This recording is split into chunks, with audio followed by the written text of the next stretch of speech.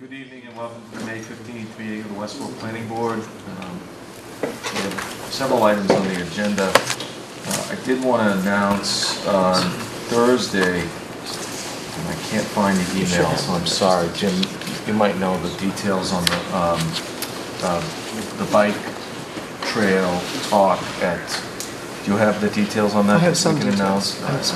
I'll find the email and we'll make a formal announcement, but let's get the agenda started.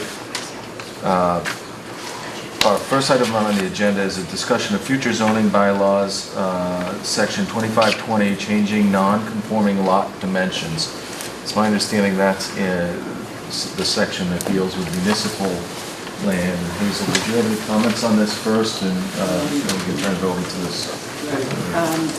I am the planning board representative to the Spur House Committee, and this was a discussion we had in a way. In order to sell the property, it needs to have clear title and clear boundaries so that a person knows what they're buying and there aren't any issues left over afterwards. And so we're pursuing a couple of ways in which we could present to the RFP a clear piece of buildable property. And one of the things that we talked about in the committee, and one of the ways this can be accomplished is by a zoning change of the 2520. And the chairman of our committee is here tonight to make the presentation. Steve, you want to So, Steve, go ahead. Just name and addresses always. Steve Durrett, 23 Mill Road, Chair of the Spur House Sale Advisory Committee. As you know, the town meeting has voted twice now to sell the Spur House, and the process of doing it requires, as Hazel just suggested, a clear title to the property and a properly executed lot. As you also probably remember from a previous town meeting, the town voted to change the zoning on the Spur House lot to residential, which is what it is now. The town wishes to carve off a fairly large piece of that existing lot, which today goes from Parkman to the cemetery. Okay, more than half of the lot would be carved off to remain as part of the town's ownership for the parking lot for the Forbes building. By virtue of the text that's in 2520, that process, by taking and returning to the town, if you will make that lot more non-conforming.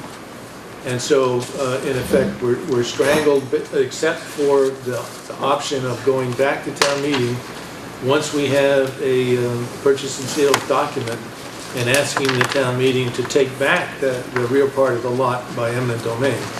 But as you might guess, any owner or investor is not going to put up with that process, and certainly makes it much less viable because they don't know what the outcome would be of town meeting. The second piece is the way the text was worded in the original RFP is that the owner had to plunk down all the money first to get to that point to find out what town meeting would do. So it's a pretty onerous process.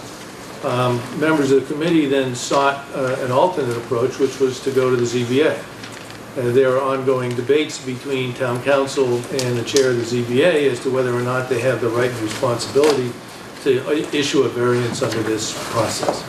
I still think the jury is out on who's right and who's wrong in that one, but to the extent that this language could be offered as a warrant article change to the zoning, it would resolve this issue, and then it doesn't matter what the debate is between a variance, the right of the ZBA to issue a variance or not.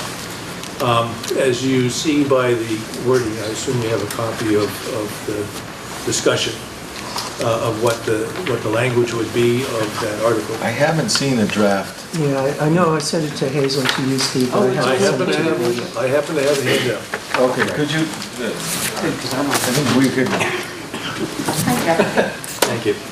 we would be posting that, advertising that, and we could change the language through the public hearing process. But Mark, I drafted it, or Steve drafted it originally. I made changes, I sent it to Jim.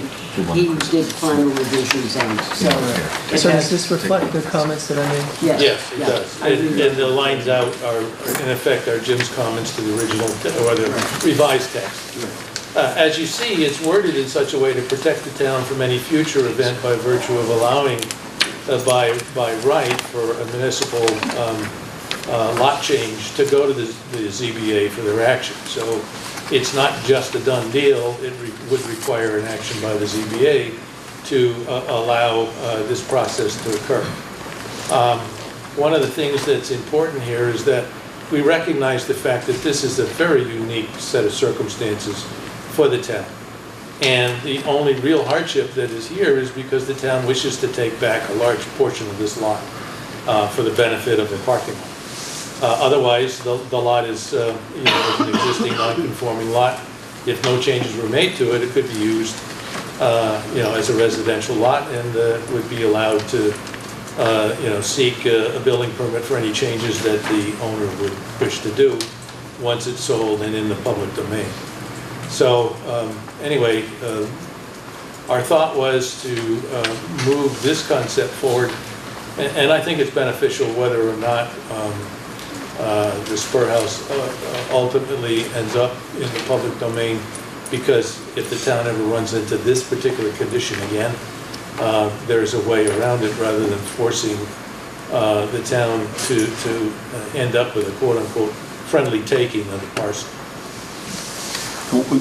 Can you talk a little bit about the timing on this? Are you anticipating doing this for a special town meeting, or? Well, I would like to see if the planning board was in favor of this concept to advance it to a public hearing, so that in fact that public hearing could be completed as soon as possible, just in case there is a special. Right. Yes, I would hope that the logic of this is obvious and that the purpose is clear. And secondarily, if there were changes in the text that you wish to offer, certainly that would be acceptable. Okay. Questions? Anything, Bill? That seems pretty clear. Yeah, the only comment that I would make is that we are continuing to pursue and seeing whether it can go before the zoning board of appeals. But I think at the same time, making this change will be a good idea for the town, so that there is a possibility that we could resolve it if it turns out that there is an agreement between town council and the zoning board of appeals. But I wouldn't want that to negate this particular bylaw unless the planning board decided after we had gone ahead and perhaps gotten permission from the zoning board that they felt this was unnecessary, it could always be withdrawn. Jim, questions? Well, just to point out, they'd still be involved even with this change, so. True. Okay, so I have no real issues with going forward with this. I just had one question about the eminent domain process, and I don't know if you can answer this, or I know you're an attorney, or we might have to go to council, but is there something that would prevent the town from taking this piece by eminent domain from itself? We're told by town council that you can't do that. You can't. Huh. And the reason is that by virtue of, you can't create the A&R because you don't have a right under the zoning to do so. Well, I'm not talking about an A&R. I'm talking about but in order to create the lot, you have to have the two separate lots available To take. to take it. In other words, there has to be a definition of where that property line's going to be. So how do you do that? You got to do that with the drawing. Well, I don't understand. The point is to add it to the town, the Forbes lot, right?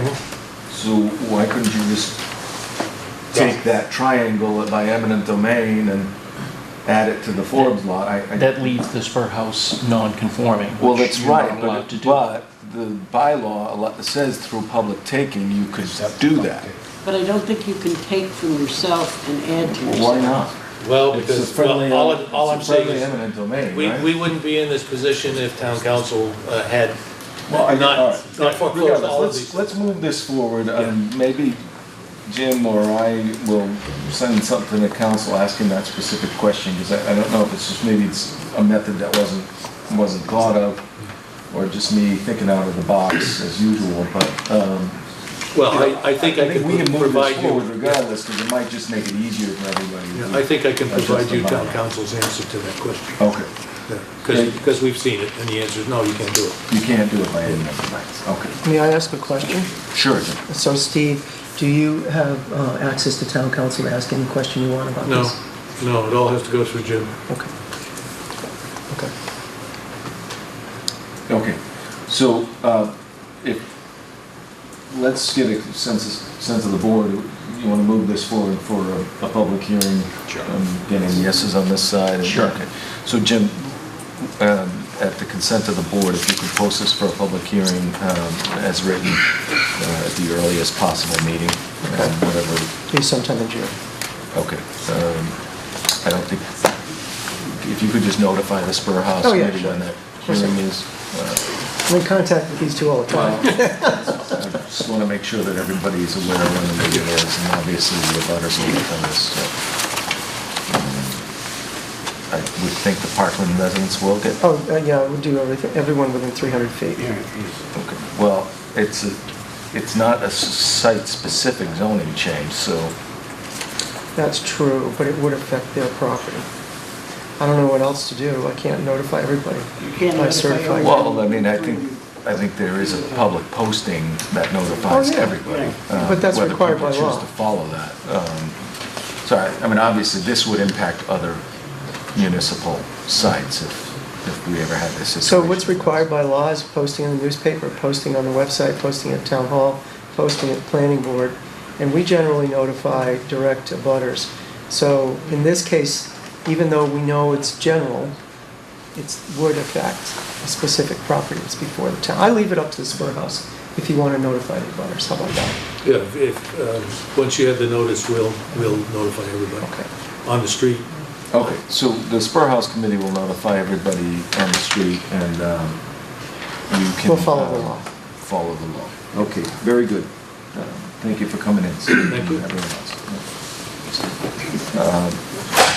The next agenda item is a discussion with the Westborough Village Daycare, 11 Gleason Street, regarding a special permit. Non-material modification. Non-material modification, right, that's the language I use. Do we have someone here for... Ken? Ken Strong? Ken, are you ready to talk? Ken Strong. Yes. Are you ready to Daycare? talk about the daycare? Yes. Okay.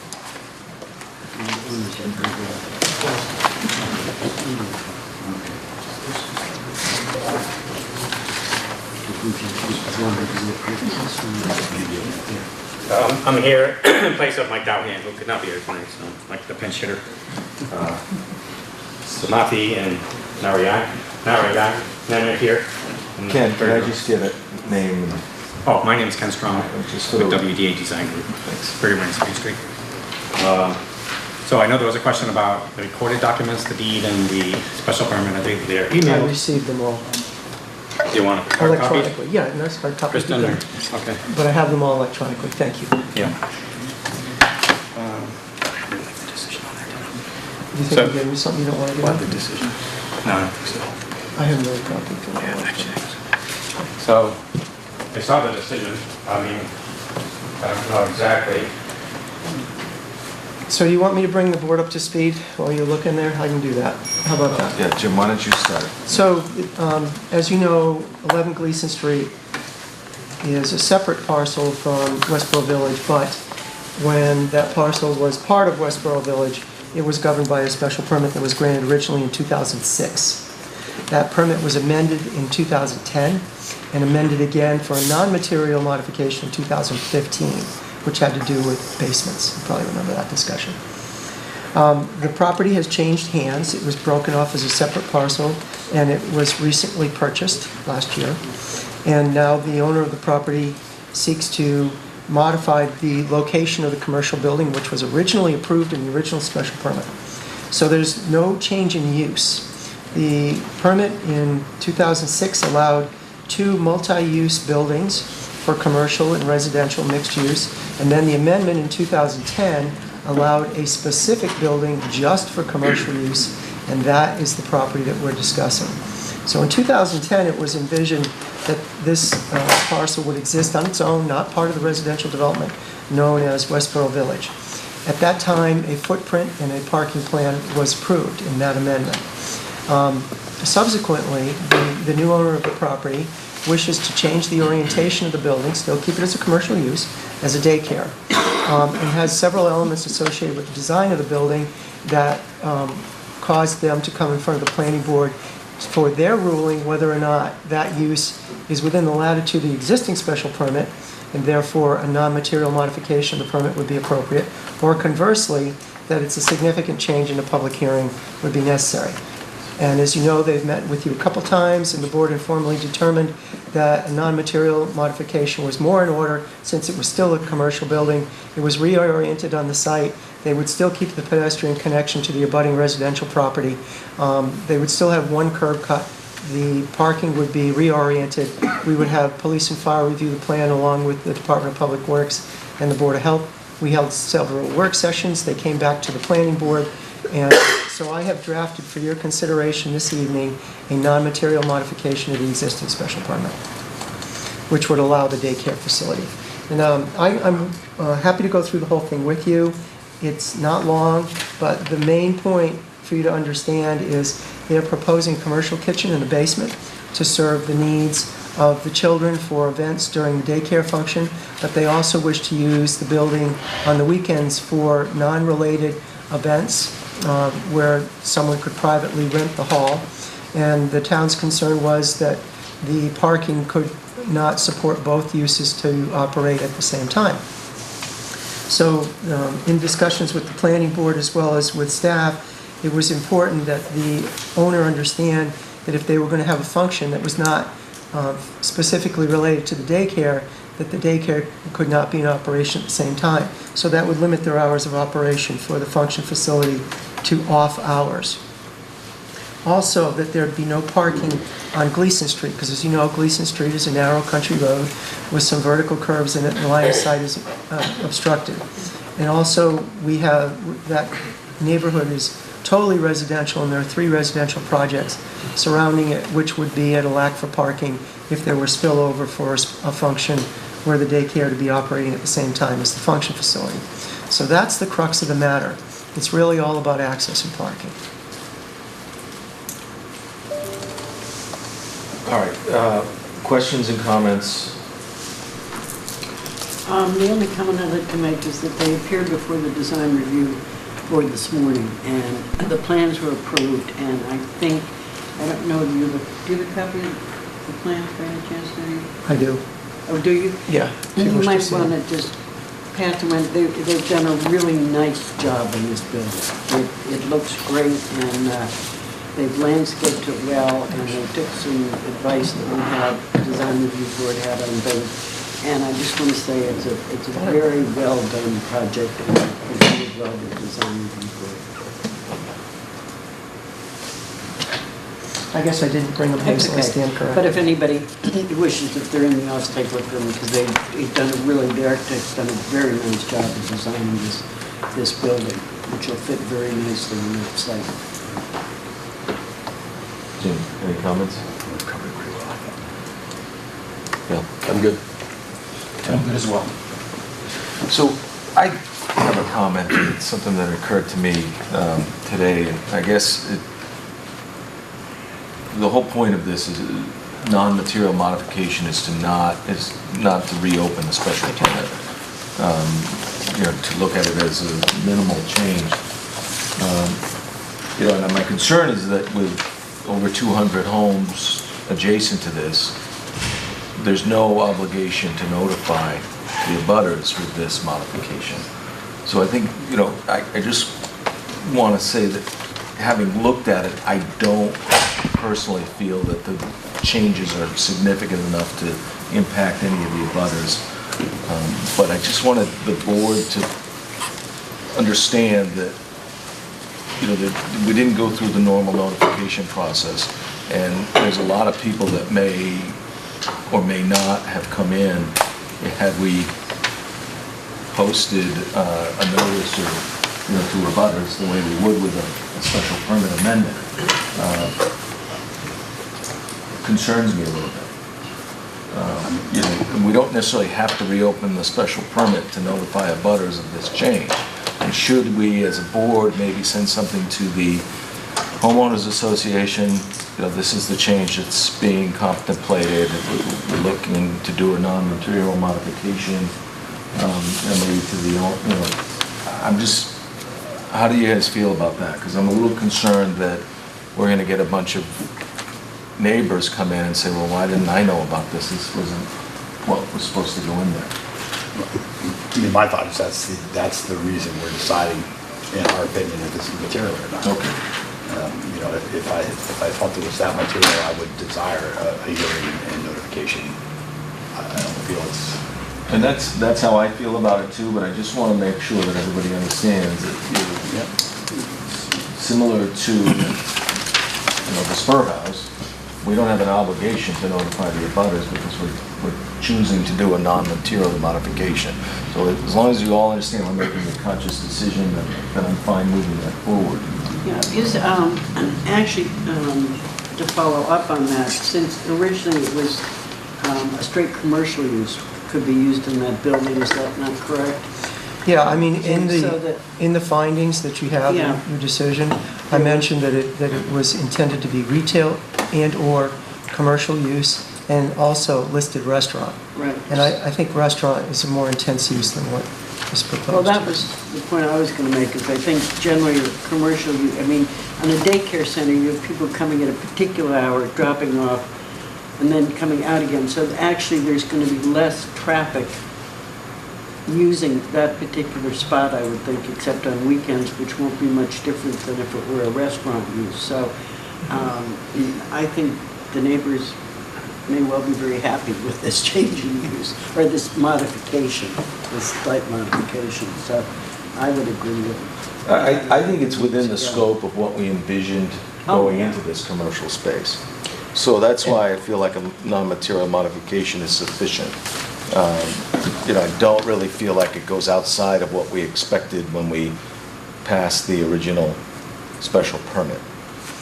My thought, as Jim said in the beginning, this modification is essentially because the building and the parking is being flipped, not because of the use. So if they had just used the old configuration of the lot and put a daycare there, Right. we wouldn't even be talking about this at all. Right. It would just have already gone through. And I can't believe that anybody who bought there or anybody in the neighborhood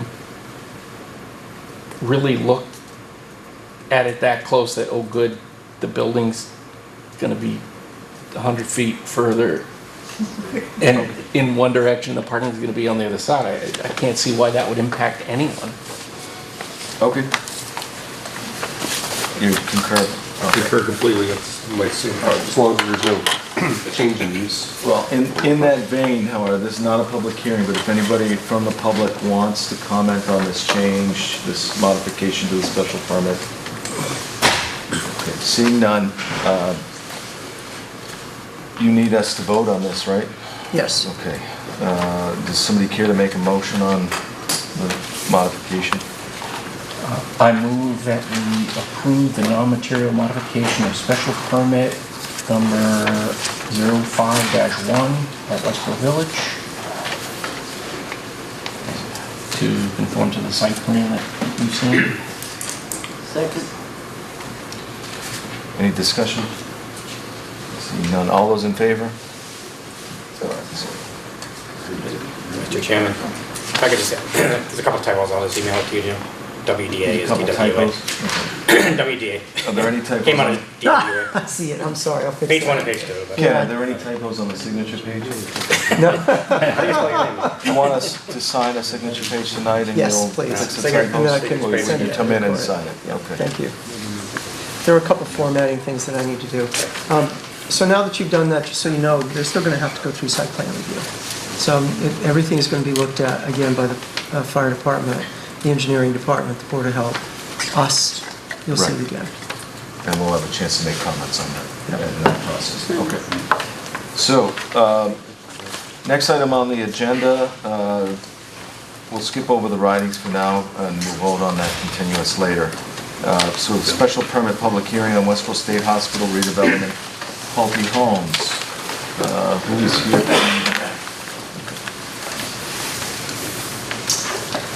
Good evening. For the record, John Cusick and Matt Merva with Fuller Engineering, as well as Scott Mastriani and Reed Group with Pulte. So we were here about 2 weeks ago, presented the project to you and had a pretty productive Q&A session as well. Since that time, we've been busy. We had a meeting with DRB to present the project, and we had a follow-up meeting with some supplemental information for them. We had a meeting with the Conservation Commission agent to make sure that all is in line in that regard. We have submitted our ENF application to the state NEPA office. Previously had discussed that we received staff letters from health, fire, building.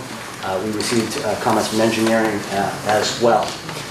It is our intent to work through those comments. We've met with Fred relative to his comments and have a good understanding on how to address those. We have a meeting set with Carl to go through his comments. Our goal would be to address all of the comments at once, give you a response to the comment letter, and essentially one set of plans just to avoid multiple plan reviews and back and forth. We think that would be the smoothest process. So unless you have other thoughts, that's how we would plan to proceed.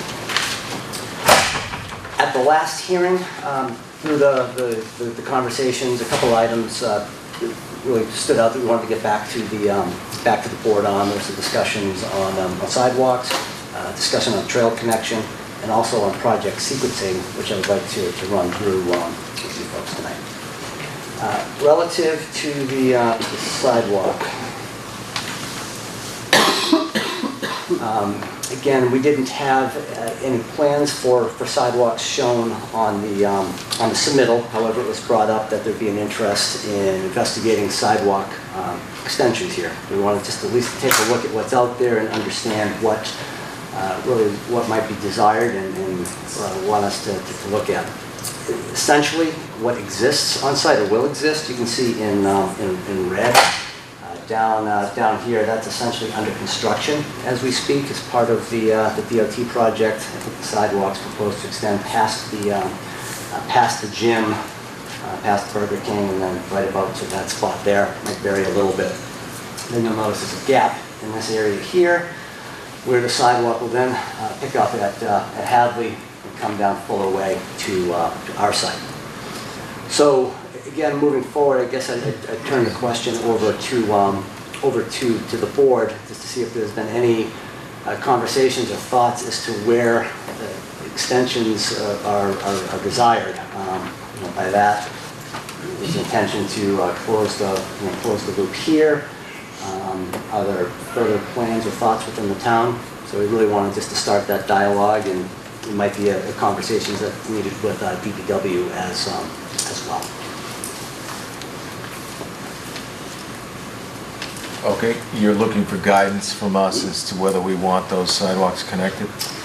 Essentially, if there was any thought or discussions in town as to where The you're answer looking is to yes. connect. So, I hate Yes. to be so simple. Of course, we want to Right. So connected, but this here- is it the responsibility of this special permit, or are we going to ask for that as part of this?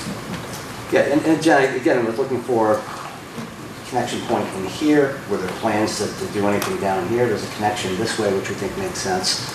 Really, we're just looking for guidance to see if there was any past discussions on sidewalks in that area that we're not really aware of at this point.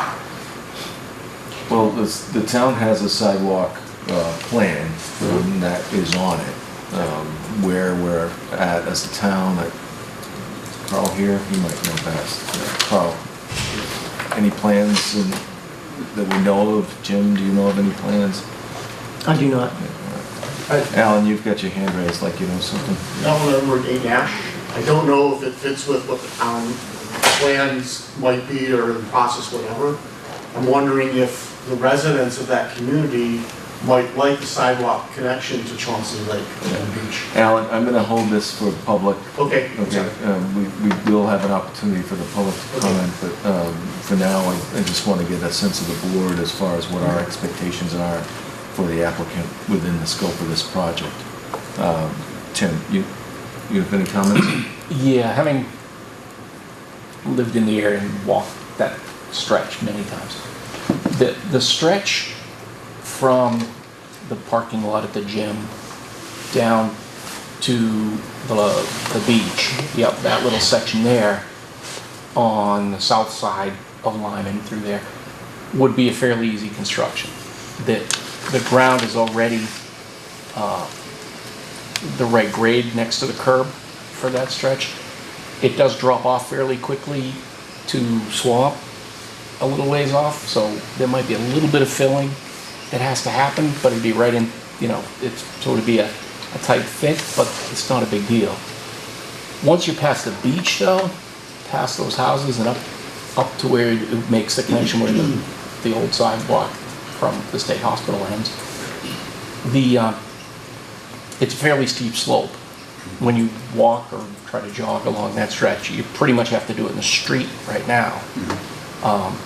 It's because you break an ankle if you were on that slope. It's probably a 3-to-1 side slope right to the top of the curb.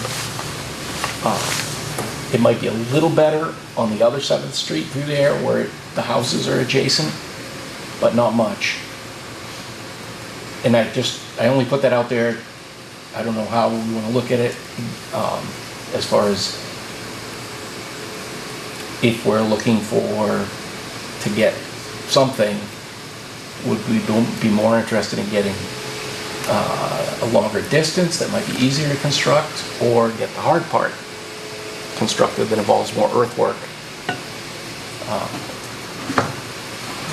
That's my thought. You know, just thought I could add that to the discussion. Okay. Bill, do you have any thoughts? I have some thoughts on it. Obviously, I want to see, as the town has made clear, they would like to have done the sidewalks continuous. So I'd like to see it, but I have some, it's not really a concern.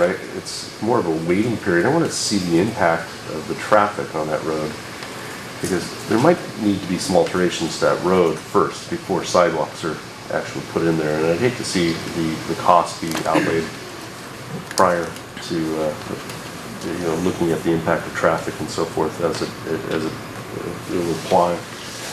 And you know, sidewalks could throw off that potential widening of that road if needed, or other things, or if there's a light in there, or another light put in.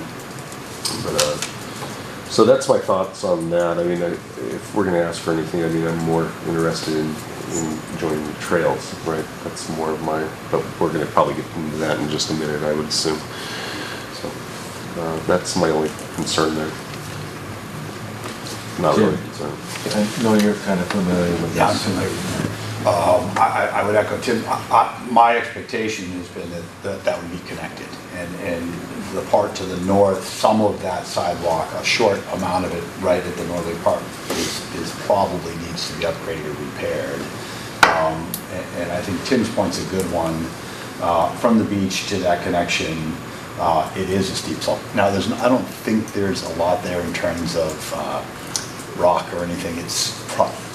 I dug in it. It's pretty soft. Yeah. But it is steep, and it's also treed the entire way. So all mature trees, I think you'd have to take them all down, because you know, even though they're a ways back from the road systems, I'm sure, would be in the area of work. So that would be involved. Whether a crosswalk at the end of the beach makes, you know, from the parking lot and going down the other side and then coming back across, I don't know how people feel about that. It's a high traffic road.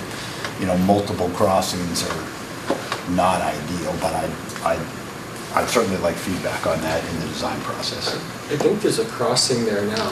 Sorry to. There's a crossing there. There is, and that light's there. The key would be down at the other end, you know, you have to cross back. Because that the other side is flat, you know, really the whole way, you know, down. So that's a consideration. But ultimately, I think it's important. That is a terrible area to walk, but a lot of people do it. And then there's a lot of events where people walk and do things around the lake at times where having a sidewalk there would be smart, for sure. So I'd expect, whether you cross over at one point and come back, you know, that has to be studied, but I certainly expect that entire length to be connected. That would be my desire, certainly. Hazel? I guess my concern, as much as anything else, is I know we have a sidewalk plan in town, and the sidewalks, and I think they've kind of got a longer list of, what they're hitting at which particular time. And whether a sidewalk at this particular site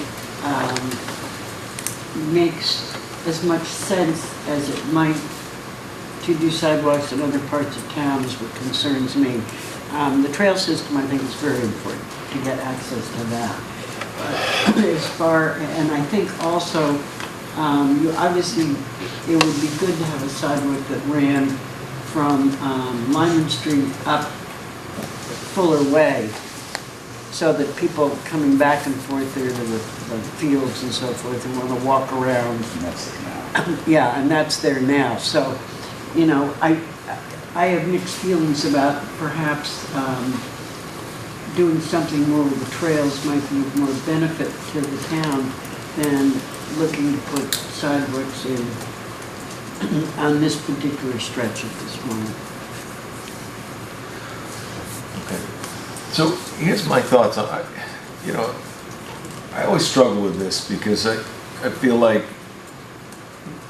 there's a responsibility to connect this new neighborhood to the town, and, I'm always pushing interconnectivity of sites. But I also feel like, at some point the developer's responsibility and the town's responsibility, are two different things. At what point is it the town's responsibility to put sidewalks in on Lyman Street and not the developers? I struggle with that. Do we ask the developer to put sidewalks in on Haskell Street because the residents of this new project will want to go down and use the playground or the tennis court or, the fields, or do we ask them to put it on Oak Street so that you can make a walk around the lake without having to walk in Oak Street, and Chauncey Street? I would say, Mark, that may be a better consideration so that you can make the loop, everybody can make the loop all the way around the lake, whether connecting all the way down to the highway. I don't know how many people walk down the highway. Well, I think people at the Willows walk to Stop and Shop, but, that's a couple hundred yards. It's not, that's a long way to truck with groceries and, bicyclists are not supposed to ride on the sidewalk anyway. So, I would prefer to see the developer contribute something to the town as far as our long-term plans for the fields and for the rec center and for everything else. I think that will directly benefit the residents of this project and the town. So I'm a little bit reluctant to say, well, where do we draw the line as to the developer's responsibility for those sidewalks? And yet I would like to see those connected. And I think I have to echo Bill's point that I need to see some of the traffic impacts and what kind of recommendations the consultants are going to make there. And that might help guide me to where that line is, for sidewalks is going to end. If the traffic consultant says Haskell Street and Lyman needs to be improved, well, maybe we need a sidewalk to go up to Haskell at least, so that people can, maybe the traffic consultant will say that we need a light there, and then of course you need a crosswalk. So I don't know exactly where we're going to draw the line on that, but I think as a board we have to draw the line somewhere and say, this is directly related to this project, and this is just something we want, and, as a town, maybe we should look to do that because it's the town's responsibility. So I don't know where,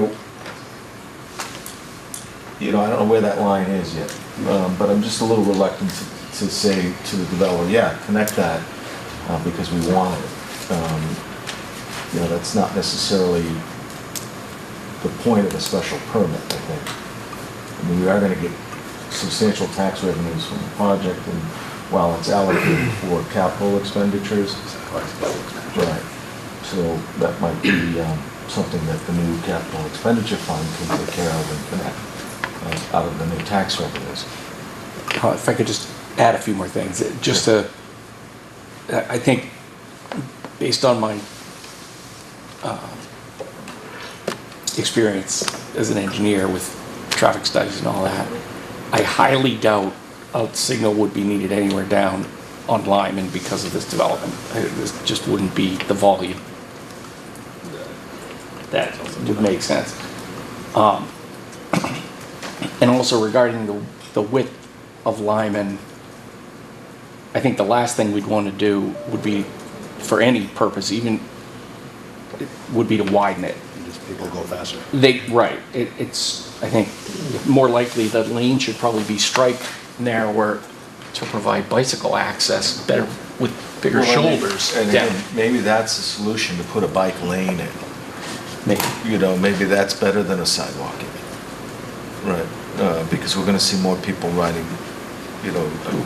But one other thing that I just wanted to, when there were residents at Westborough State Hospital, granted I was 12 years old and maybe 16, but we would ride the school bus by there, and in the morning and in the evening, there were always patients walking that stretch because the bus used to go to Worcester and stopped at Lyman Street.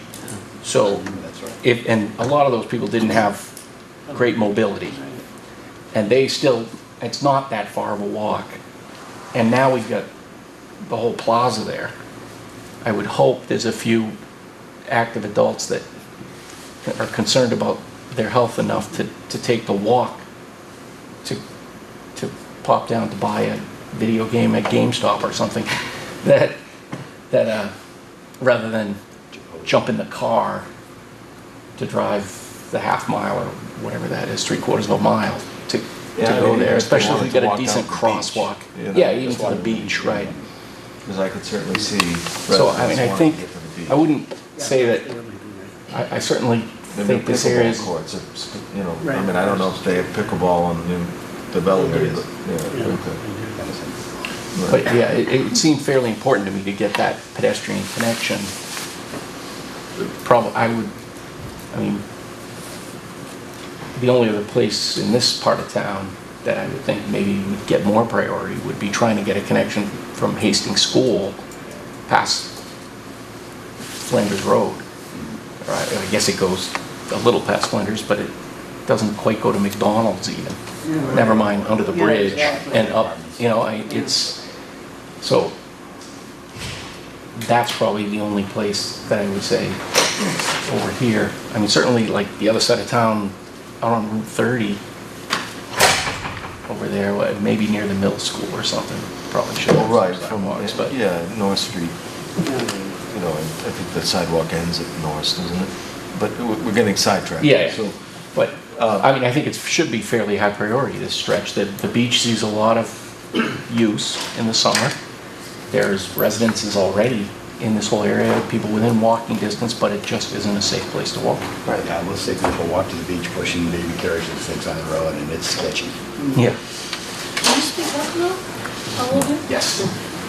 so I think the answer is, we'd like to see it connected. Whether or not we're gonna require it as part of the special permit, I think we have to judge the merits of the entire special permit before we can give you direction, specific direction on that, but I think at least down to the beach. Jim, your comments?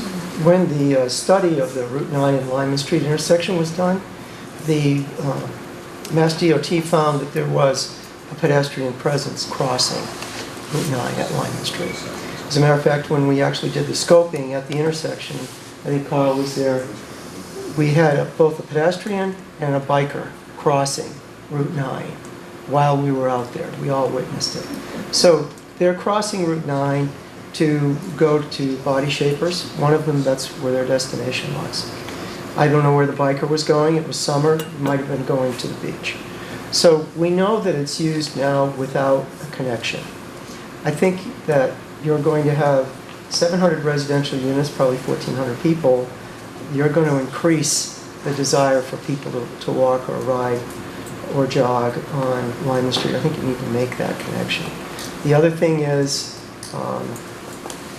working on Oak Street now, I see a lot of people walk and ride from the fitness club, from Westborough Swim and Tennis, Jim, you know this, down to the boat launch because they're going to get on the trail that goes around Lake Chauncey at lunchtime. So I know they're already walking on that street. I think you need to provide safe pedestrian access while you have the opportunity. I guess, I mean, that's a more concern to me, you know, because I think that the residents of this project will take the trail around Chauncey and come out to the boat ramp, and they'll want to keep going around the lake. And if they endeavor that trip, at some point, if, you know, they have to walk in Oak Street and they have to walk on Lyman. And so you know, rather than, you know, at Chauncey Street, I'd rather see the sidewalk go down Oak than, you know, I think that would be more useful and more directly related to use by these residents, so that you can make a full circuit around Chauncey Lake without walking in the street. There is a bridge there, though, that little bridge that is pretty narrow, right after the beach. Right, or culvert, I Oh, I guess. see what you mean. Very narrow little, that would be a real big expense. I don't know if we could really ask. Or we can ask. Yeah. We just can't. Yeah. We might not require, that's it. Yeah. Is Lyman very... I mean, I'd rather get at least down to the beach. Yeah. I mean, that sidewalk just ending in front of the Hadley building is frustrating, and it just angles you out to the curb. And here you've been jogging around the lake, you get to that point, and it's like, all right, now just run in the street with traffic. That's really the connection around the lake. I mean, Yeah. That's the thing that's important. Now, Jim, they're talking about the bike trail is talking about connecting to the aqueduct, right? Where does Yes. where's that in relation to this site? Well, to connect to the aqueduct, you gotta get on the other side of Lyman Street and go up through the Sawwink Reserve, and then you've got to get into Northborough, and then that connects directly to the aqueduct. Right, so that wouldn't be a feasible, No. yeah. No, but the bike committee is already looking at Lyman Street as a direct connection to the potential future open spaces in Northborough beyond the site. Yeah, so a bike lane on Lyman, I Could be helpful. Yeah, the driveway across from this site, up there, up on that horizontal part of Lyman, right near the site, there's a dirt driveway that goes down through the field, Right. next to where they park all those cars. If you continue on that, you could ride a bike that's an off-road type, all the way to the aqueduct. It ends right at the aqueduct. Okay. All right. So I think the answer is we'd like to see the sidewalk extended. We're not exactly sure where that's going to terminate, but I would say at least to the beach. Another question, so can you work with Carl to figure out, Carl may already know the answer to this, whether or not Lyman Street is a regular width or a variable width? Do you know, is the Lyman Street layout variable or regular? The Lyman Street layout's variable, but it's in some places it's 50 feet wide, and in some places it's wider than that. But there's a fair amount of room in the right-of-way there. We actually provided some informal information to Bowler Engineering earlier in the week as we had done some work out there. While I'm discussing that out, the sidewalk is fairly constructible along Lyman Street. Mr. Paris correctly pointed out the easier areas and the not so easy areas. The other side of the road, east or south, depending on how you look at it, has some topography, but it's plagued by telephone poles for at least part of that route. So I think the most feasible side is the Chauncey Lake side, and with the exception of the area between the beach and Hadley, or opposite Hadley, it's pretty good construction, and that would be my recommendation if you were to consider it. The whole idea about getting around the lake is nice, but the end of Chauncey Street, and as you go up, that bridge that was referred to, or culvert or whatever, that's a narrow area. The right-of-way is not roomy, has topographic challenges, other things along the route of Lyman, rather Chauncey Street. So it's pretty constructible on Lyman Street. But there's definitely some trees and some slopes and some fences and things like that that would have to be dealt with. Okay. I think one of the other thoughts I had on this was the speed limit on Lyman Street is 40 miles an hour. I don't know. Slower near the lake. 30. Well, it doesn't drop until, I mean, near the beach. if you're coming down from Northborough, it doesn't drop to 30 until right before the beach. So Yes. Usually you drop it to 30 before Haskell. I mean, I would think we'd drop it as soon as you get into Westborough. You have to do a speed study, Right. which is based on how most of the cars are, the speed most of the cars are driving. And if you do the speed study and find out the 85th percentile speed is higher than 40, you have to raise the speed limit. Why is that? Once you instigate it, it's state law. In order to set speed limits, unless there's the new law that the town can adopt the town-wide 25 or whatever. The chief is working on that. There is a new law that allows him to ask for different speed limits, and he's working on a survey of which streets he'd like to apply the 25 mile per hour speed limit to. I personally just think that trucks and other vehicles come bombing down Lyman Street at a pretty high rate, and then they hit Haskell and the beach, and then it lowers, and I'd like to see it drop before that, so. Did you have a comment? Yeah, Mr. Chairman. So we do have a traffic consultant. We've spoke a lot about traffic today. He's prepared to come before the board and present his traffic study, his traffic findings. We've been just waiting for the town to do the peer review, and then the town's traffic consultant peer reviewer to come at the same time, so Right. we can have the most productive, fruitful discussion at that time. I agree with that. But we did ask him to research the speed limit on Lyman and to be prepared to have that discussion to see if we could possibly lower it, or, we mentioned to him that the comment from last meeting, and so he'll be prepared to discuss that in that next meeting. The issue is that the main entrance is actually right where, if you see where the Lyman is at the very, it's gonna be Yeah. further left now. That's 40 miles an hour there, and that's where all of the new developments, traffic is going to be coming in and out. And it does have good visibility, I believe, so I think that, in that sense, it may be adequate, but that doesn't necessarily mean it wouldn't be safer with a lower speed on the street. Absolutely. He did do, as part of the study, he did do the traffic recorder of the actual 85th percentile speeds out there, so he has all of that information. I honestly couldn't tell you what it is, but I know he did use the recorders out there for a period of time, and part of the report, he did do the actual speeds versus the speed limits, and so that all that information is available. Does he break it down between cars and trucks? Because I don't. It's the I don't truck know traffic. that. Why don't we get Sometimes to the counters traffic when we've been But given a we'd love copy to. of the traffic, and again, we can talk about the speed limit later on.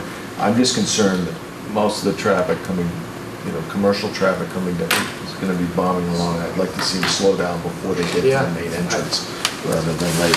So let's table that discussion until Sure. we have the traffic Yeah, consultant as report. far as the sidewalks, all of you have great comments. It was exactly the feedback we were looking for. I mean, it came up at the last meeting, and we asked John and his team to look into it further.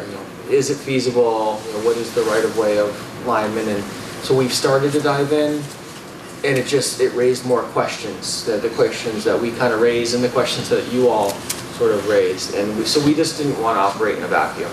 And we thought, if we're going to put time into this, and maybe we should all talk about it together to see really what connections you wanted to make and where it would go or shouldn't go. And so that the feedback I don't think we were looking for a definite answer, like, oh, we want it there.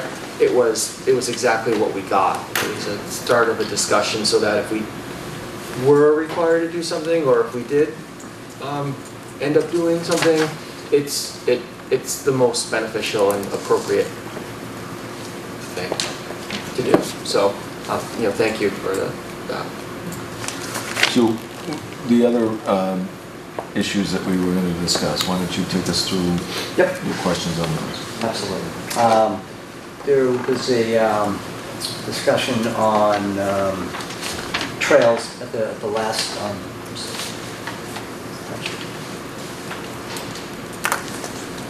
discussion. There's a little bit of a delay, so just give it 1 sec. There you go. Yeah. There was a discussion relative to trails last time. We fully went through the what was proposed and what existed, and there was a comment that was raised. We just want a little bit of clarification on, if we could. There was discussion revolving around a potential connection at this location here. Again, there's a paved drive aisle behind Allen Hall, and it was discussed to provide a connection from the back of our site right here down to that.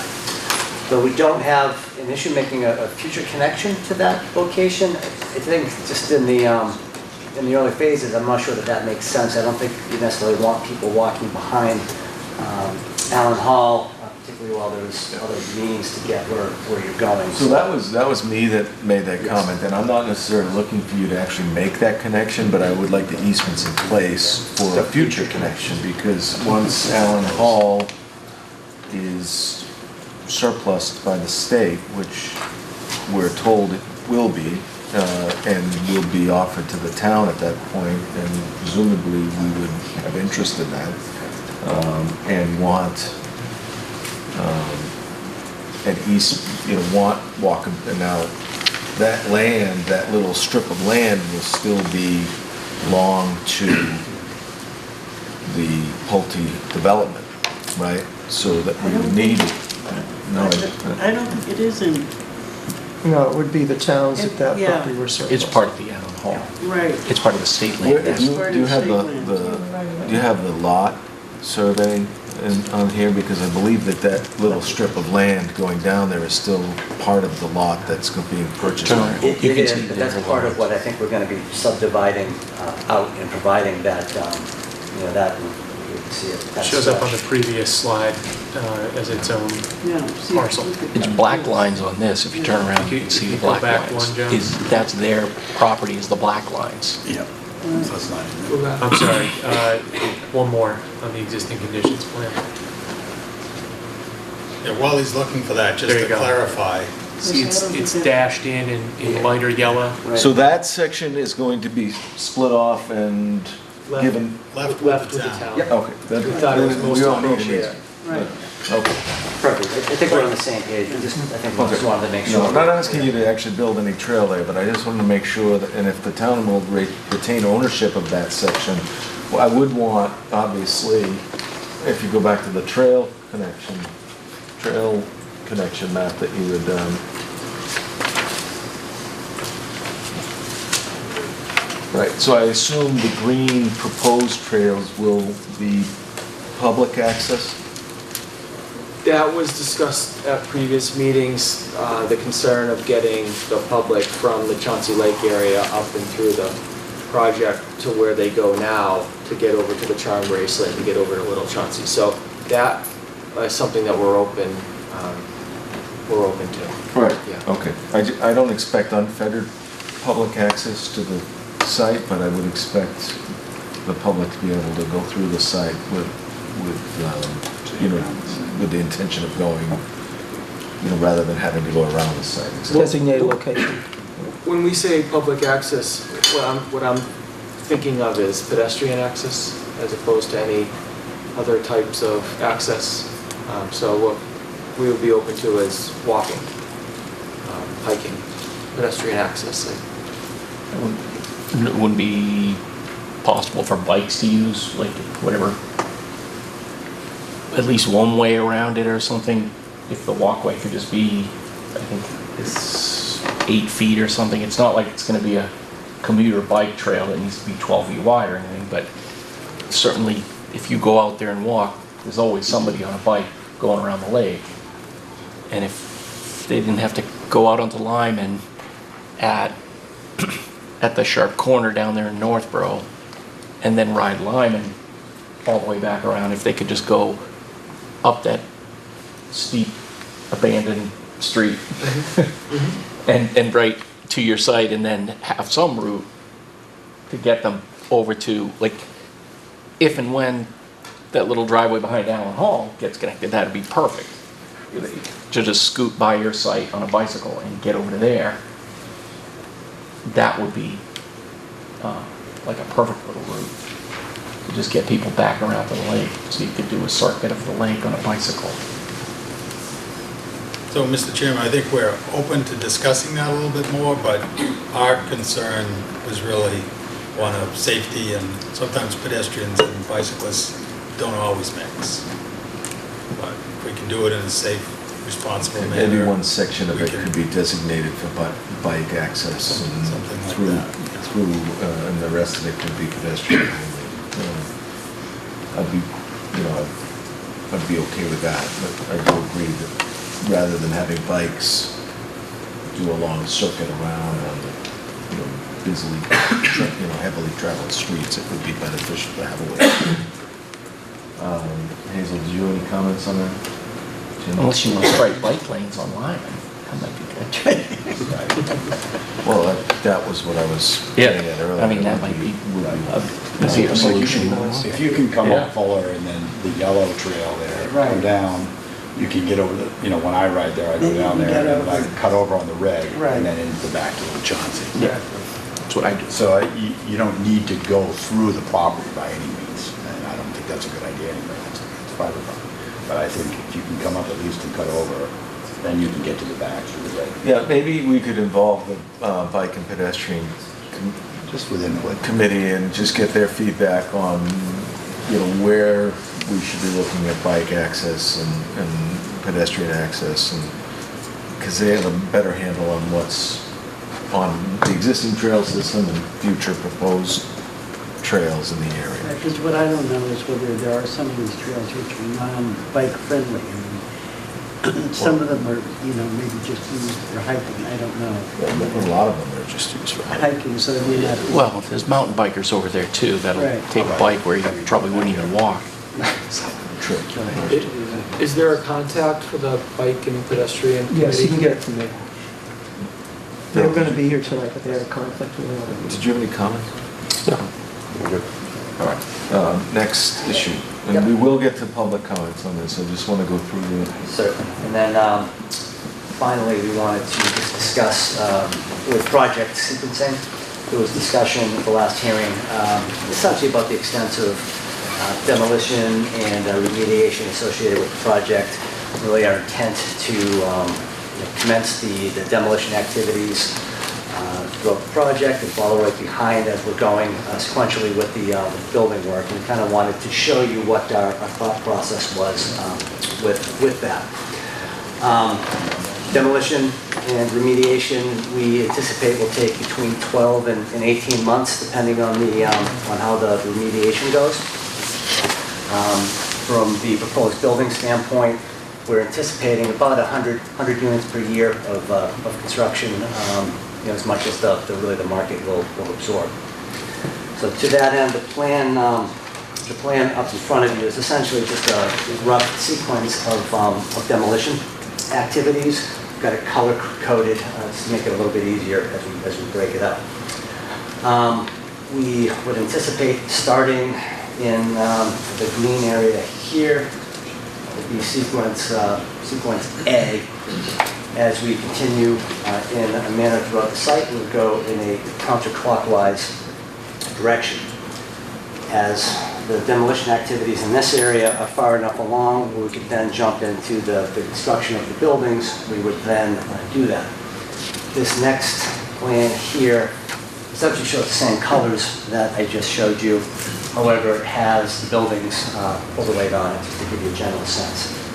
So again, we would start building right about here.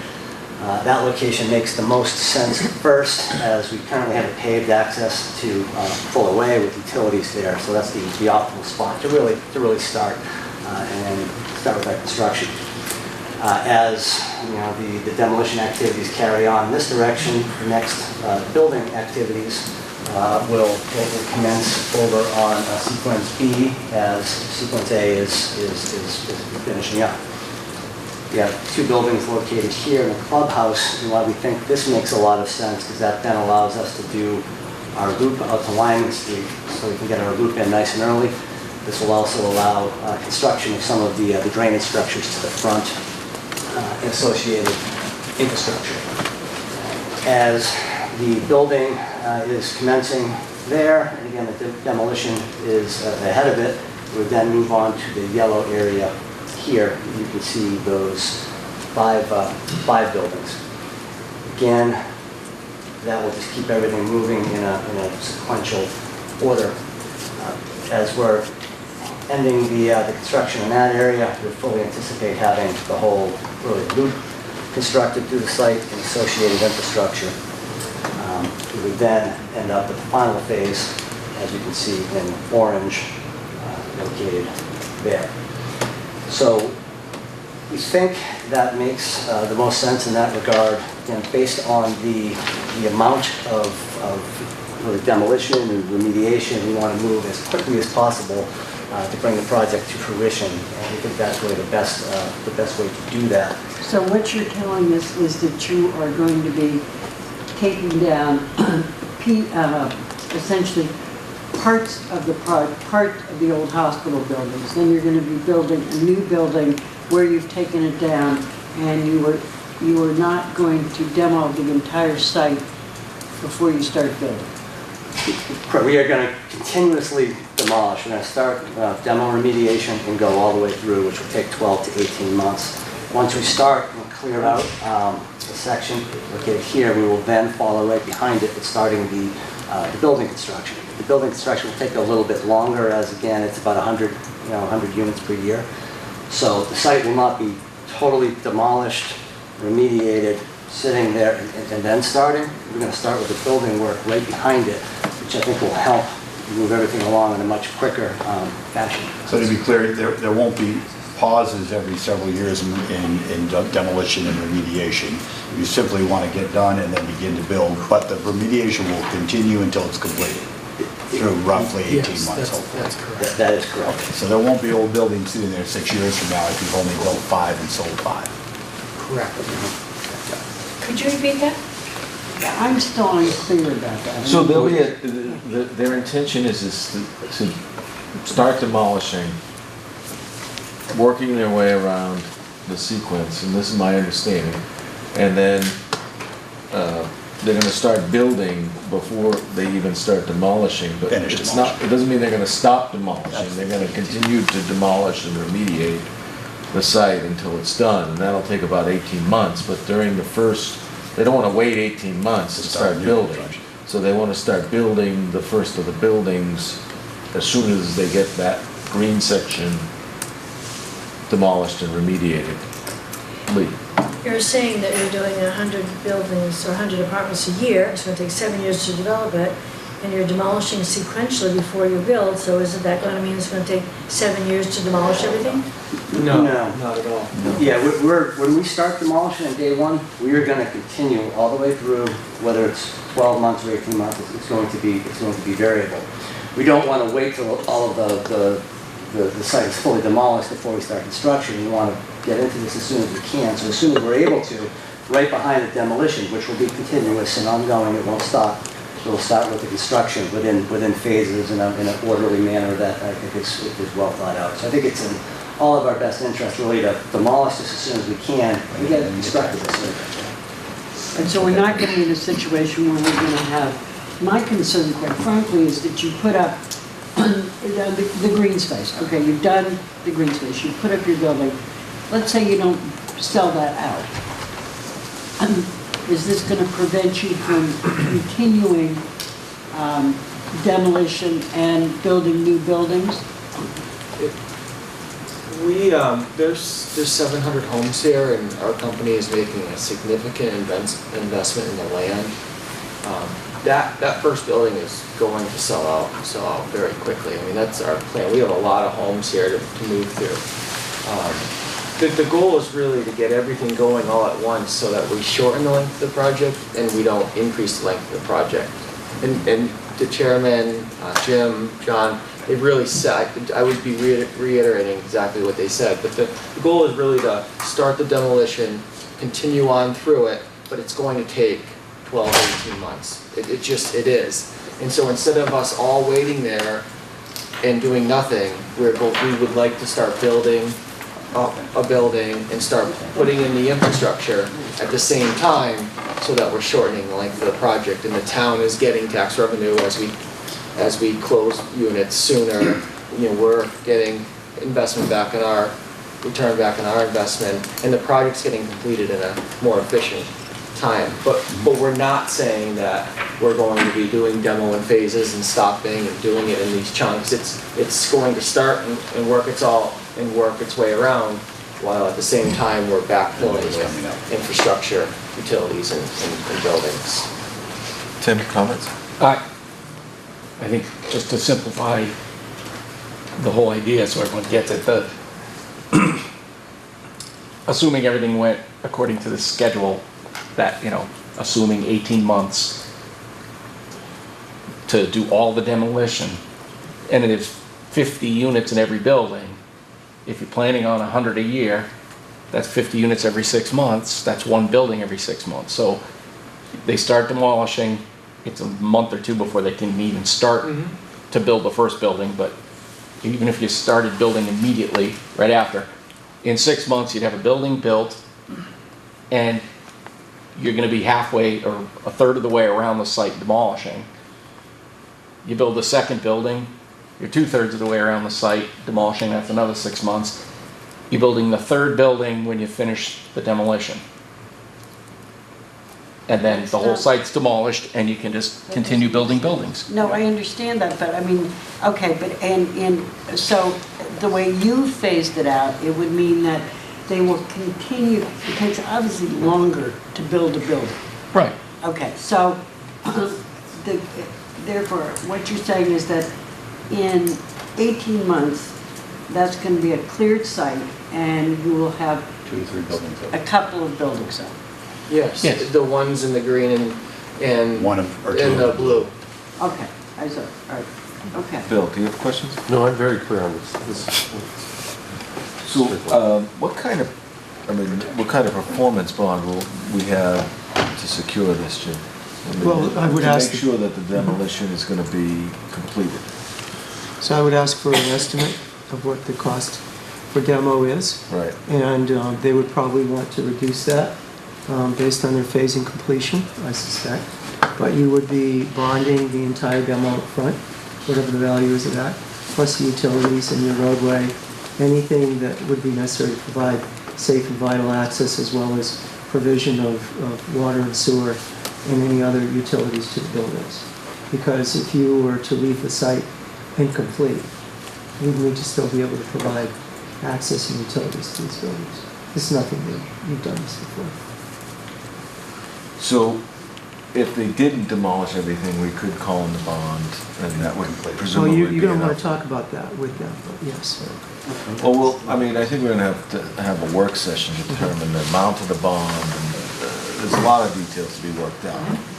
I just want to make sure the board understands that we will have security in place to ensure that the demolition does get done, regardless of what happens with the project. The other thing is, you know, I think we're gonna build something into the condition, or I'd like to see something built into the conditions of the permit that give you incentive to meet those timeframes. And I give you an example. We did something in the transit village where we said, you know, you can get 50% of your building permits, but you won't get any more than 50% of your building permits until the commercial building is built. Right, so I'd like to see some type of incentive built into the permit that says, well, you're saying 18 months to finish demo, so certainly should be done in 2 years, right? In 2 years, maybe you build six of the buildings, 8, I don't know. We did have a work session to talk about that. So we wouldn't allow, I'd like to see something in the conditions of the permit that says we're not going to allow any more building permits after 24 months if the demo isn't done. And give you a specific number of buildings that you could build in those 24 months. Again, that's flexible and something we might need to work out in a work session. But I would like to see something in there that gives you incentive to make sure that demolition progresses in a expeditious manner. So that we're not, because you're leaving the worst buildings for the end, from what I understand of the site, the administration building and some of the really decrepit buildings are all in that last section. And those are the ones that to be honest, I'd rather see those go first, unless you plan on saving them, which would be good. Yeah. Mr. Chairman, I would hope that the planning board wouldn't take any action this evening. This is the first that... We're not going to take any action. That was my next comment. We have a lot of boards, the fire department, the building department, engineering, board of health, that will probably want to weigh in on this phasing plan. And certainly we'll look to hear the fire department's thoughts on security and safety on the site. Thank you. At the suggestion of the building inspector and Jim, we're meeting with the staff tomorrow. I'm not sure how many of the department heads are here, but we are attending. Next Wednesday. Oh, it's next Wednesday? Next Wednesday, yeah. Okay, next Wednesday, we're attending a staff meeting to present the sequencing plan. Okay, great. Any other issues? No, just that was a part of Carl's comment. I will be working very closely through that as well with additional detail. So as far as our presentation, that is all of the information that we had to present. So I'll just turn to the board. Anyone else have questions for the applicant? Any other comments, Jim? Thoughts and timing? I know it's in the blue, the clubhouse. Is your intent to try to be completing that as you're, somewhat close to when you're selling units, or at least by the second or third building? The second or third building, I think that's perfect. I think the intent is to complete it as we're completing the, beautiful main entrance into the community. So it would be completed, by the second, third building, fourth building. The That blue clearly section. helps your sales if that's done. It does. Just a sort of semi-related, you had mentioned at the last meeting about connecting some of the state buildings to the water so that they can get off the MWRA water. Someone did. Yes, so that's been done. The state initiated an extension of the town water line from Lyman Street over by Haskell, down Fuller Way, and across the town's field, and has connected a new town water line to Allen Hall. I don't know if it's turned on yet or not, or the meters are in yet, but it's in. I guess it's sort of just out of curiosity, but so some of the other buildings up there that are state buildings might still be connected to the old state water system, the ones up on Lyman Street. I'm just wondering if the plan is to I think abandon the that whole plan is to thing. put them all on the town. Yeah, Carl had some Carl's comments on that. addressed Carl, do ultimately. you know the details on that? What's the ultimate Like the sharp state's plan with regard to the water system and getting rid of the MW or the state water system that's up there? Well, I'm not sure if I mentioned this in the first hearing or not, but DCAM was very interested in getting their buildings off of the state water system, so they put a contract out and ran water from Lyman Street up Fuller Way, tying in the Zara, Cisco Road, the Sharp Building, and Allen Hall. So essentially they run it up from, and there was no town water up here at all, anyway. So they run it up, and that's completed now. The buildings aren't connected, but they're waiting for some final details to go. Pulte's plans show them picking up on that water, running it around their site, and retying it into full away, okay, and building an internal loop. One of the issues that's in my letter is that we also wanted the water to be continued down Lyman Street and the whole area loop back into Haskell Street. That is not on the project plans, that's still yet something that we need to talk about. So, to really answer what you first asked me, you said, before really Pulte can do the demolition of their portion of the site, with the exception of maybe some smaller buildings in the first phase, they're going to have to get all the state buildings tied over and get it to a point where they can at least start to isolate pieces of the state system. Now, we've been an advocate of keeping the state system alive up there because there is it's still there. There's an existing hydrant network. There are still buildings there. Those hydrants can be used if they work for firefighting purposes. So we're advocating to keep it going as long as possible. So right now, I can't exactly say when the state system is going to go down, but at some point, when this demolition is complete and the site work's really going on, that system is going to have to be severed at Lyman Street or on the other side of Lyman Street, and then it will be gone, all right, at least from this side of the street. What the state does with it after that, they're going to have to figure out. So we're advocating to keep it there as long as possible, even maybe within the next month, the state buildings may be tied over onto town water. But we're saying, keep it there, all those buildings are there, and there's no need yet for it to go away. So somewhere in this demo process is between the state, Pulte, and us, we've got to figure out when that system's going to go down. So that's a long answer to a short question. And that'll be worked out in a work session in the future, probably.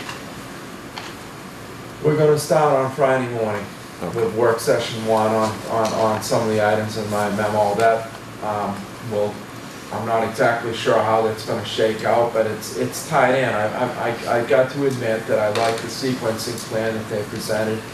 It's part of what we wanted in here, and it certainly makes sense. I know there's some concerns about things being left undone here, but I think that sequencing plan makes sense, and it really follows through to what Pulte and Bowler Engineering have explained to us when they first started talking about decommissioning all these utilities and whatnot. So there's been no surprises here. Everything has come through as it was envisioned in its early stages. Well, I'm not that concerned with it in the sense about everything getting done, because there will be security. What I'm concerned with is that you and Jim will be tasked with the job of explaining to the applicant the type and amount of security that the town will be requiring as part of the permit. Because I personally, at least historically, have always followed your recommendations on the amount and type. So I would say that it's unlikely that I would vary from that on this project. So it would behoove you guys to get with Carl and Jim and determine what that security is going to be. Okay. I'll probably use the subdivision rules and regs as a guideline. And Reed, you've worked with that before in a previous subdivision you did with us. So you know that we require items, dates, and dollar values. And I think, again, that's something that's going to be worked out in a work session, and we'll come back with a recommendation for the board. Turning to the public, any comments? Lee, just name and address. Some questions. On the bikes and the sidewalks, I'm glad you're going to contact Bewald, but I think outside of downtown, cyclists can drive on sidewalks. It's just the downtown area that they're prohibited. So it can be beneficial to both, but we can check on that. I'm sure Bewald can tell you that. What is the time frame for finalizing everything that's going to go on the special permit? How much more time do you have to negotiate? Well, we have 180 days. From April 1. April 1st. Thank you. Definitely talk to Chief Laurie about the speed limit stuff, because he has a plan to go to the state, because now he has the authority to limit speed limits, and he's thinking about an overall plan for Westborough. So he'd be interested in that with you. I just want to make sure that all of the conditions we have for Pulte are rock solid in writing. There's no way they can get out of them again, because we have had some difficulties on things they said they were going to do in the past on other projects, and it hasn't actually worked out quite that way. So I want to make sure that there's no room for leeway. Once you say, it's in 18 months and everything is demolished, or it's going to sequence, that it's actually in writing that can't be absolved in some way. And the fire department's concerns about safety with the other buildings, however that works into, I know you're going to be talking to them. And that's it. Thank you. Any other comments from the public? Okay, seeing none, I'll take a motion to continue this to the next meeting. Are we gonna? June 5? Yeah, I mean, we'll be ready to meet again on this at that point. We should have a lot of progress on that. Okay, I'd like to move this forward because we do have a time limit, so let's, at the very least, let's put it on the agenda for the next meeting, and if we're not ready to move it forward at that time, we can continue it, but, What day is that? I'm sorry. June 5th. June June 5th. Tuesday. Should I make the motion? I move that we move the public hearing, or extend the public hearing to June 5th for the special permit, Westborough State Hospital redevelopment, Pulte. Second. okay, any discussion of that motion? Seeing none, all those in favor? Thank you for your time. Thank you all. The next item on the agenda, if I can find my agenda. Thank you. Public hearing on Silver Hollow amendment to special permit and residential subdivision definitive plan review. Okay. Ken, are you here for the applicant, or is that Howard, or both?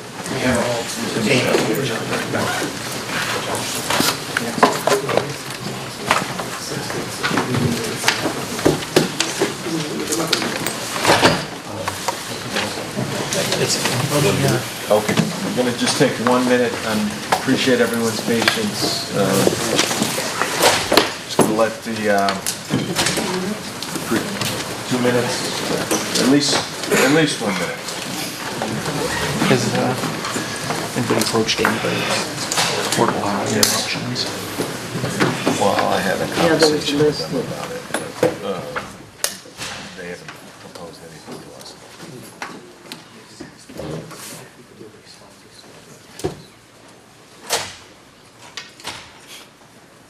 I mentioned when we were talking about possible sites where you could build something. And this piece where you build I had mentioned that.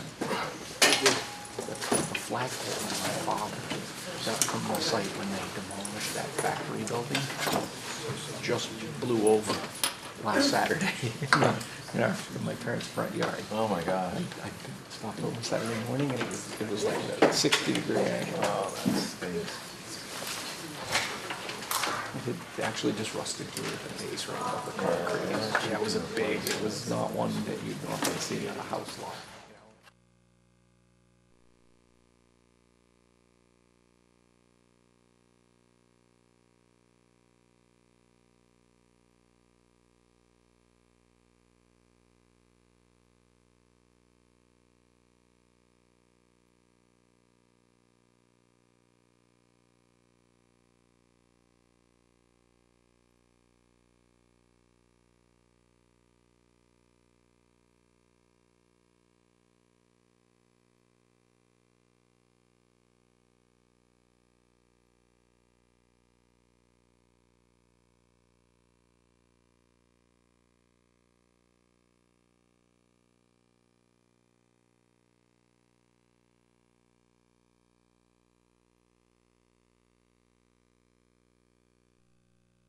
Interested in the new bike trail, Thursday at 7 o'clock in Town Hall, there's going to be a presentation on that that should be very informative.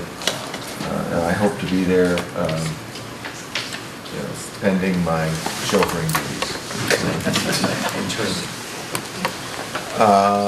We'll just give Hazel a second to get back. Okay, I appreciate your patience.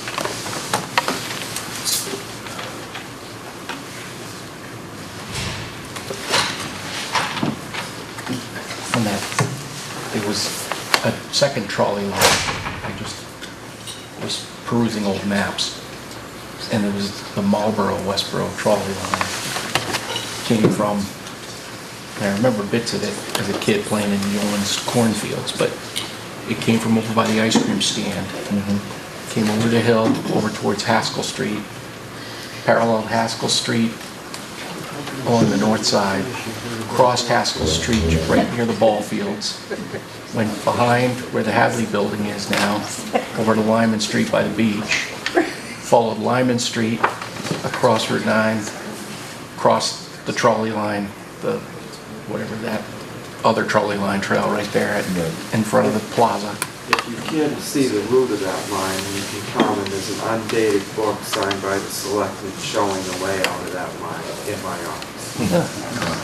So now that we've completely sidetracked, we'll get back to the agenda item, Silver Hollow Estates. Howard, just name again, please. Sure. Good evening. My name is Howard Goldman from the law firm of Goldman Pease on behalf of the Silver Hollow Estates. Nice to be back here. Are we waiting for Jim? Jim is back. Okay. Thank you.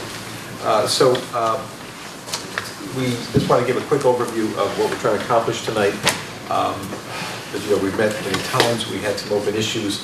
I think first and foremost tonight, we'd like to close the special permit amendment, close the public hearing, and allow you folks to deliberate. I think we've submitted the yield plan showing that the 26 lots yield out, and I think Ken wants to talk more about that. So that's item number one. Two is we want just to give a sort of a overall view of where we are with the definitive subdivision, show some of the workings that we've been doing over the past several weeks. Next, we want to talk a little bit about the road widening and the sidewalk issue. Next is the effort to relocate Lot 25 off of the Road C, and some of the issues that comes with that. Also, the open space and the drainage issues, come back to that a little bit, and then ultimately have the ability to have working sessions to do some of this detailed work in a working session with appropriate representatives of the agencies. So that's a quick overview. Let me turn it over to Ken just to kind of highlight the yield plan, what we've done to date. And I believe everything's been duly submitted on time. And I believe Carl has looked at that yield plan. Ken. Yes. Ken Strom, I'm a design associate for WD8 Design Group, 31 East Main Street, Westborough, Mass. So we did submit, as Howard said, the revised conventional yield proof plan. Well, I think showing up on the screen. Next slide. Pretty straightforward. Put more lighthouse.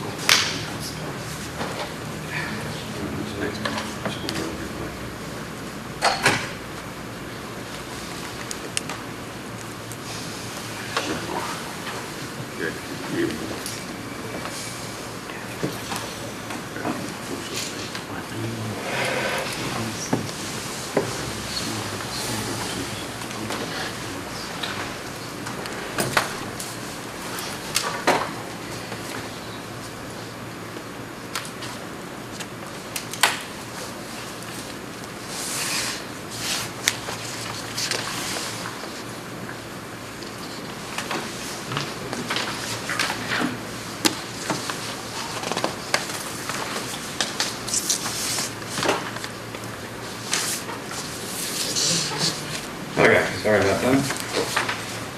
So we did submit a revised conventional yield plan that has been reviewed by the Board of Health with regard to the septic system locations and the soil testing data that we did over the last couple of years.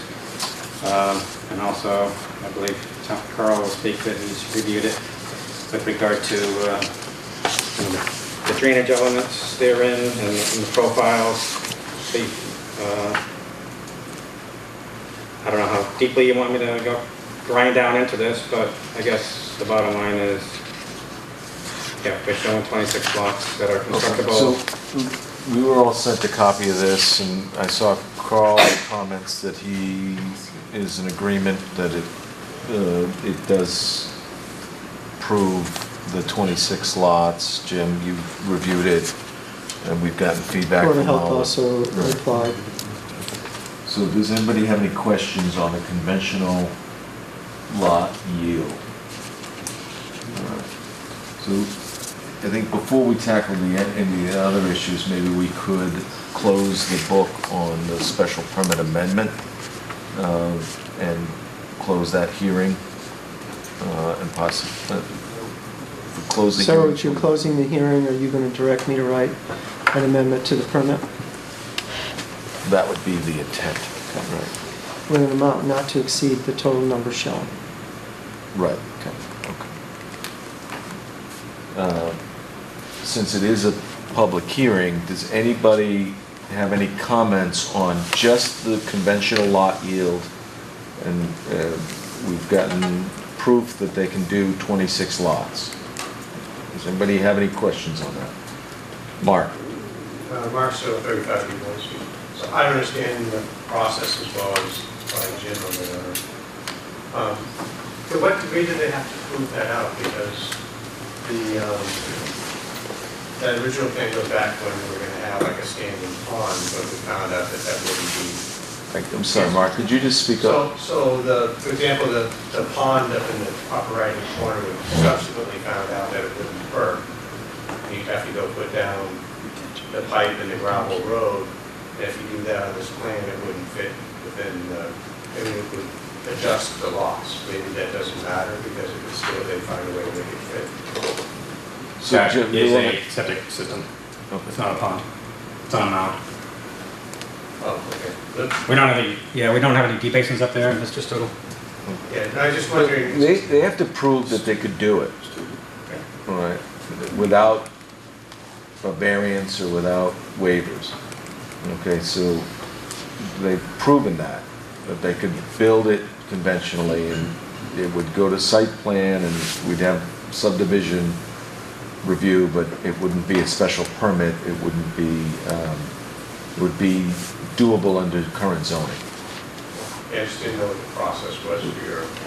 So if the board is convinced of that, then we would move to close the hearing and then vote to allow the amendment. Right, and, but I'm asking for public comment if you have questions on just the conventional lot yield, and if anyone else does, please raise your hand. Sir, if you could just give your name and address. Mike Kane, 56 Mount Pleasant Street. It came up at the last meeting, but the bottom road, I believe, when the plan was still Danis Estates, they were sort of granted, there's two wetlands there. Right. I think that they're, like the road went within whatever buffer distance between those wetlands. So that, this conventional plan accepts that exemption, or however it was Well, they determined would last give, time. yeah, they would give it, the Concom's waiver would extend to this conventional plan. That's my understanding of that. Jim, can you clarify that? And Ken went back with this plan to conservation. So Ken, do you want to elaborate on that? Yeah. So we were illustrating on the plans, retaining walls along the right of way. It's like to minimize the amount of fill. It's about 440 square feet. It's what we had showed previously. And we would do if we were to build this, that's not our intent, we would do a 3-to-1 replication of that. So we do a replication of 50 square feet. Like in this area here, with triangles in along the edges. Essentially, the hydrology and topography has to support an additional, an expanded wetland. Okay. Any other questions? Just regarding the conventional lot yield. Okay. Seeing none, go ahead, Jim, do you have a question? I just wanted to comment to Mark. Mark, this process is very thorough. I mean, they've gone through a very thorough process to prove this out and spent a lot of time and energy, so it's not a simple, there's no assumptions here, it's been thoroughly proved. That was my only comment. Okay, and I agree with that comment. Seeing no other questions on that, if somebody wants to move to close the public hearing on the amendment to the original special permit.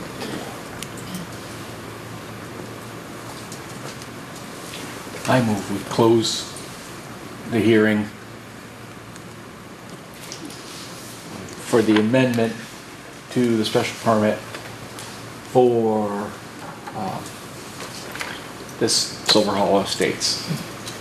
Should be. Second. Jim, are you comfortable with the wording of that? You need language to specify the number of ponds? Close the public hearing for the special permit. For the amendment to the special permit. That's correct. Yeah. All right, any discussion of that? Seeing none, all those in favor of closing the public hearing?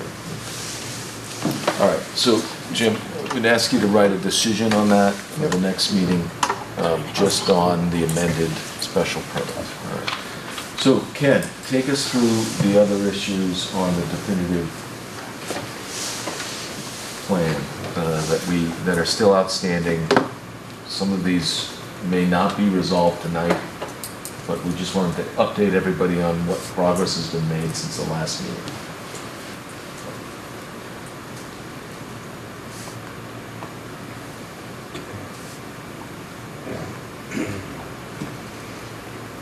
So, since the last, and you have a version of this, or I think this is the one you have in your package. So we have looked at a number of things. First of which is potential relocation of block 25, which was situated here, down to the end of the cul-de-sac. Also, we've reorganized, we're kind of realigned the drainage easement. And it's going to come and join the existing closed drainage system in the roadway and discharge to detention basin number 2 over here. This detention basin will essentially just accept overland flows from the backyards and from the woods here. Won't be any pipe structures to that. That was small, it had a retaining wall on the inside. Town engineer did not favor that. So we think we have a better solution with that. We've also been working, and we did need to sit down and really go through the numbers with Carl. We had a teleconference with Harlan Gregg, our engineer, with regard to the drainage, the puddle, if you will, the nuisance puddle. It sits right about here that occasionally floods up, maybe this afternoon, Michael? Not sure. Yeah, a little bit. It does Not as flood bad up. as usual, but yeah. So there's a wetland / former vernal pool in front of the block property in here. So we've done some remodeling of that to demonstrate that the 2 and the 5 actually do not press. We're handling the flow in the structure that we're going to place at the low point roughly here. 100-year, that's a huge storm event. I mean, Mr. Chairman, Ken, if you will, if I could have a little, there's not only there's 2 situations about where Road A hits Mount Pleasant Street. There's a flat spot, there's a isolated low area that puddles. The water normally dissipates in the shoulder and then you get a little bit more and the puddle comes out in the road. But that whole area, as Ken is zooming into, the whole opposite side of Mount Pleasant Street where the vernal pool is isolated. In other words, it's a bowl. The water comes in there, it fills up, and so the second thing is that when we get enough rain, that whole area fills out and that water comes out into Mount Pleasant Street.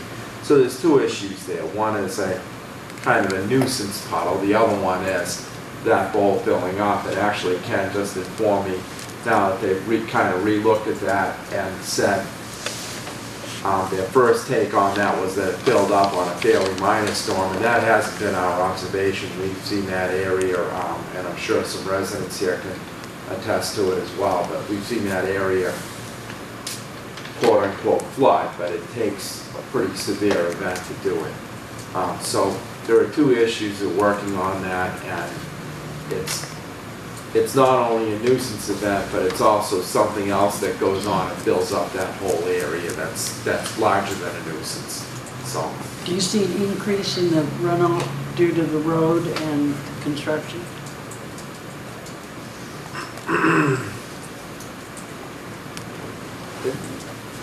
There's probably some impact on it, but it's largely existing there. I really don't want to stick my neck out too far because we haven't said that, but some of this construction may add a little bit to that, but it's really something that's existed. So it's an existing condition is what you're saying? For the most part, yes.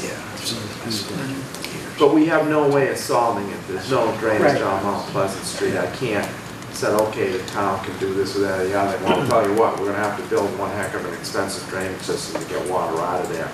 There's literally no drainage on that road. Okay, so you're working, still working towards a solution for that drainage. All right. Next issue. Maybe we can turn to the public. Is there anybody really quickly who wants to comment on that drainage issue? I mean, I think we don't have a specific solution to discuss yet, so maybe we can, Michael? Well, yeah, so I've been in my house 14 years. Just give your name for the record, Michael. I'm sorry, Michael Goring, 40 Mount Pleasant.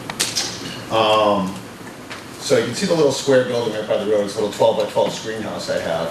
When that puddle gets really bad, especially in the winter time when there's no ability for the water to drain off the side of the road, there's snow stacked on the side. I've had a river come through that screen house. You could ride a kayak down my yard to my barn. That puddle's been so bad at times. Okay. So our goal with this is to find a solution. Oh, I understand that. I'm just letting you know how bad it's been. But we don't have that solution yet. So once we have that solution, hopefully you'll agree with that solution. We're certainly gonna, I would like to see a solution that I'm convinced will solve it. And I think I'm gonna trust Carl's expertise in that, because I can look at solutions on paper and not have a clue, but Carl can look at them and say, yeah, that'll work. Sure. Yeah, but the thing is, I just asked Carl whether it's an existing condition, and I asked him whether, this was going to affect that particular, and he seemed to say, no, it's an existing condition now. But it balances. Well, if there's opportunity. If you will, Mr. Chairman and Ms. Nurse, I wanted to point out and said, that's correct. They're fixing something here largely that they didn't create.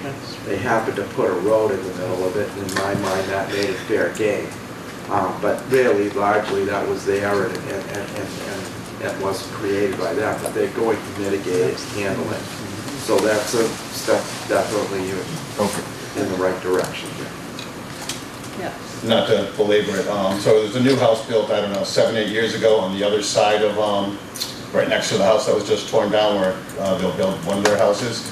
And I was told at the time that they had to really raise that house up because of the low water table. And that puddle got a whole lot worse once that house was built and the land was raised up there for drainage off that side there. So I'm not sure how much the road gets raised and then comes back down and the house gets raised. That's getting built right there, but that certainly didn't help when that house was built. Okay. All right, next issue, Ken. To that point, we are showing the drainages of doing lots 1 and 2 to accept the flows that come down through there from the back of 46. And it's an off right of way structure dropping off. They'll pick that up.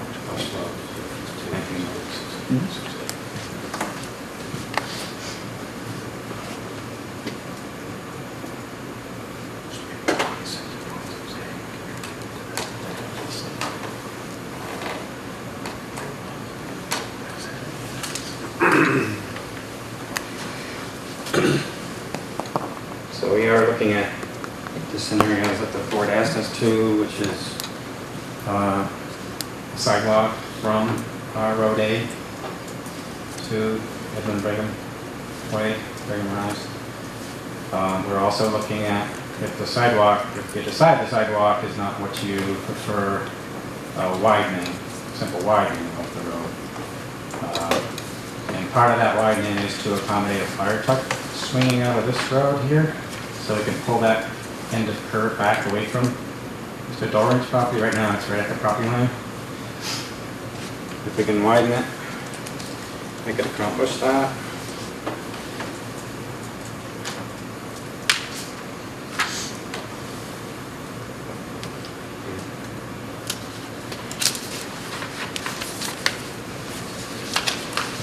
So we could move it back about 10 feet from the property line. 10 feet. 10.6. The widening here would be 5 feet, it would taper down to a point south of the next driveway there, wash off.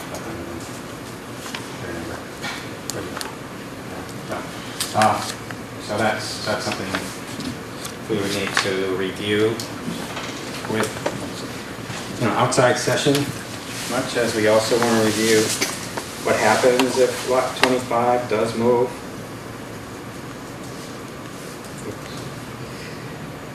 So this was us playing around with potential grading within the open space.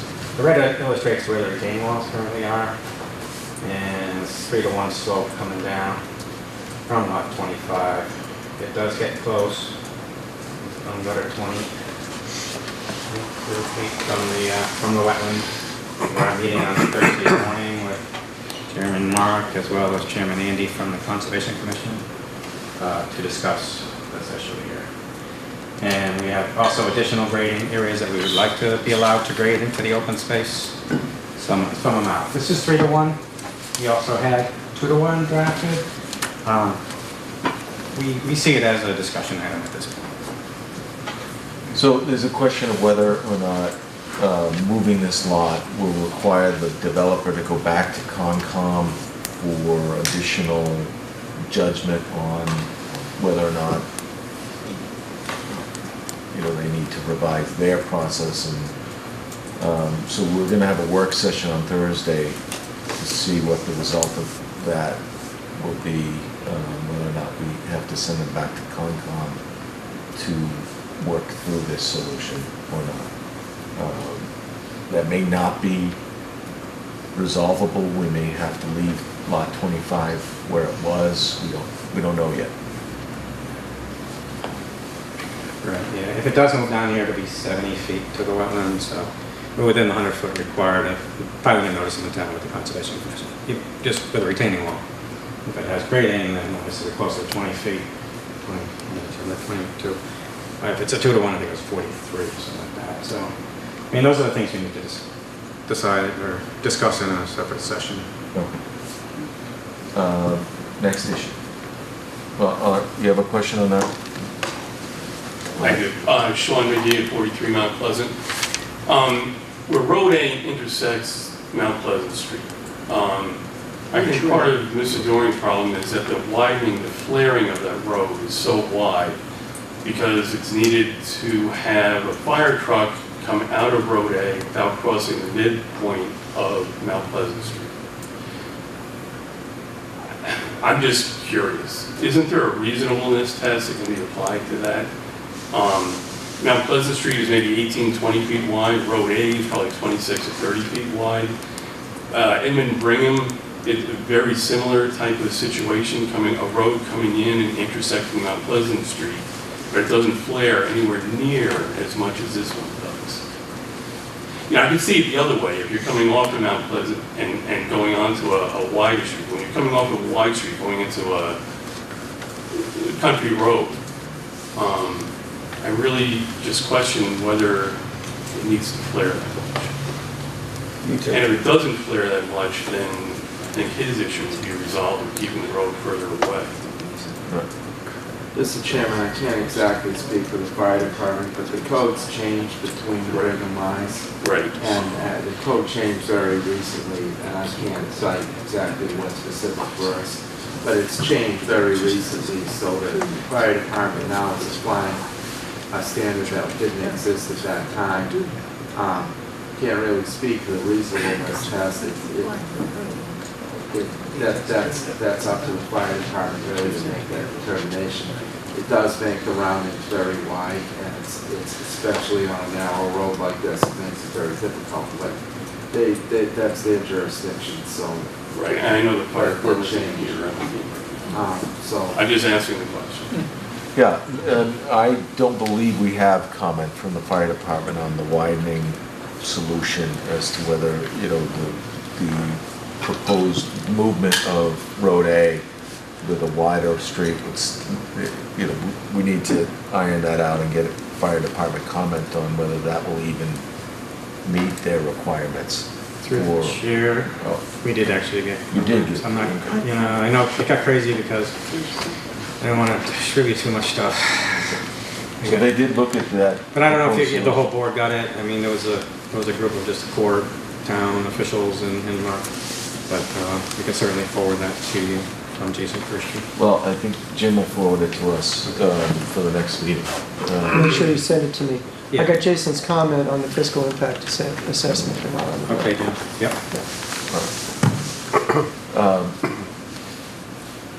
You know, we still haven't given the developer an answer on the sidewalk, and that is probably still an open-ended thing, and you know, that would certainly have an impact on the road widening. They can't widen the road and put a sidewalk in without encroaching on people's lots, which none of us want. So, so I think that's something the board will have to make a decision on in the near future. Did you have a work session on that? Is that part of your work session? No, no, the work session is really about the movement of Lot 25. We're not discussing the sidewalk or the movement. I don't think Concom really has any weight on that. That's going to be our decision.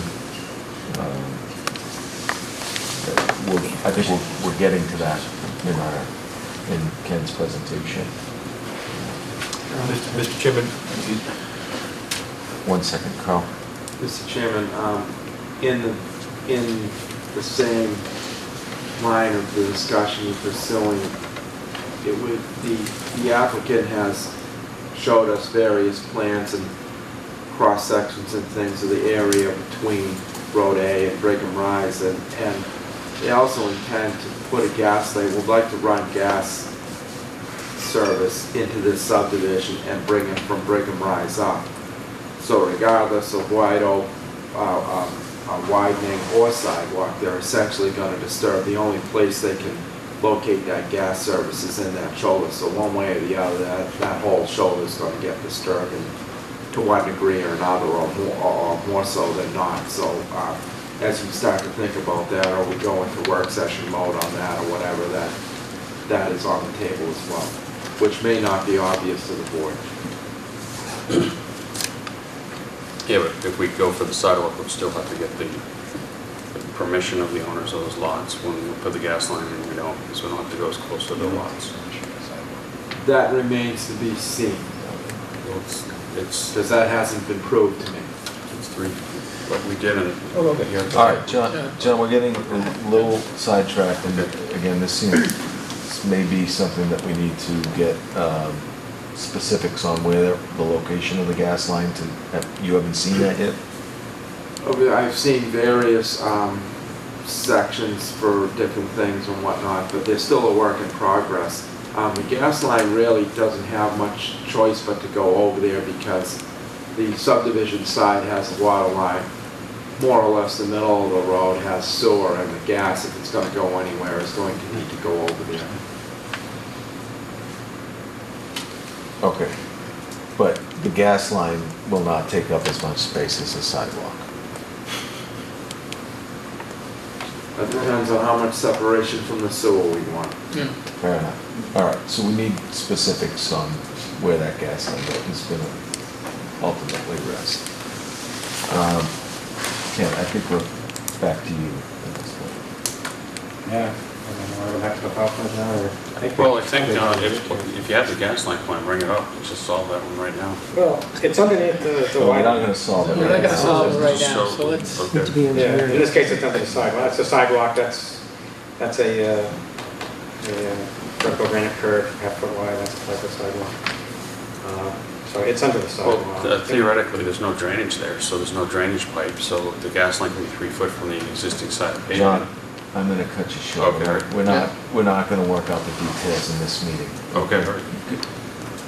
Ken and Carl and Jim have had work sessions on this, and I presumably they'll have another meeting on this to work out the details, but we're not gonna go through the details Okay. tonight. And, Makes sense. That makes sense. Yeah, that's in a work session. I don't want to be here Yeah. again. So that's the point of having a work session. Come back with us with a solution that the town departments think is the best and that you're comfortable with as well as a developer, that we can discuss in the public hearing format so that the abutters and the public knows exactly what that solution is that's being proposed. I don't need to hash through 200 different scenarios. I think it's confusing for the board, I think it's confusing for the public. So we're gonna let you guys work that out in the work session and come back to us with the best solution that you think will work for this site. I think the question of the sidewalk, whether or not the board will require it, I think that will have a large determination on whether the road gets moved and how wide that street needs to be. Ken, what's the next bullet item? I mean, working sessions. This slide just illustrates it. You know, we want to work with you guys. Right. And the Conservation Commission collaboratively to come to an agreeable solution. You know, we don't want to be the ping pong ball between the two boards. We just want to get squared away, and we hope that this working session on Thursday will move us toward that goal. And then we'll have another working session on the sidewalk, a separate working session. Yeah, and I don't wanna endorse a plan for this subdivision that Concom is not in agreement with. So Totally understand. you know, whether or not we can work that out in the work session, or whether you have to go back to Concom for relief from them in order to move the lot. I don't know that yet. We'll discover that in the working session. At least my hope is that we'll work that out. Well, Go ahead. So two other issues that I don't think we have resolution, but just want to raise them as issues, perhaps ones for work sessions, is Road C, that there is, it doesn't appear to be any problem with Road C by the fire marshal, as we understand it. Would like to get some confirmation from you. It does require a waiver, but it's based on that existing Road C that we're looking to move lot 25. And so, you know, before we continue to work on a potential solution, just to get a sense from the board that the Road C, as it's presented, appears to be acceptable. So just remind the board and the public what that waiver is that you're asking Sure, for. you can probably do it more. Yeah, the bottom line is the bylaw says you can't have a cul-de-sac off a cul-de-sac. It's not worded like that. It's really weird wording, but that's what it says. It says no road can return upon itself. So our Road C is a cul-de-sac off a cul-de-sac. Road A, here Road C is a cul-de-sac off. Road B is We believe the turning radiuses are appropriate for fire trucks, and we believe that's what the fire marshal said, but just wanted to get some concurrence. Right. So, does the board have any questions on that waiver that they're asking, and does the public have any questions on that waiver? Can we get a sense of the board as to whether, how they're feeling about that waiver? Tim, do you have any? I'm fine with it. It actually seems, most people would like to live on a cul-de-sac, so the more cul-de-sac circles you could have in a development seems more desirable to me. I'm fine with it as long as the fire department didn't have any comments. I haven't seen any comments on that yet, as we talked about. But I'll make sure I forward those. Okay. Mr. Spencer, he did give it his blessing. Yep, and I'm fine. I'm going to remain very short, and I think it allows this open space, which I'm highly in favor of, so I'd be inclined to waive. I concur with that,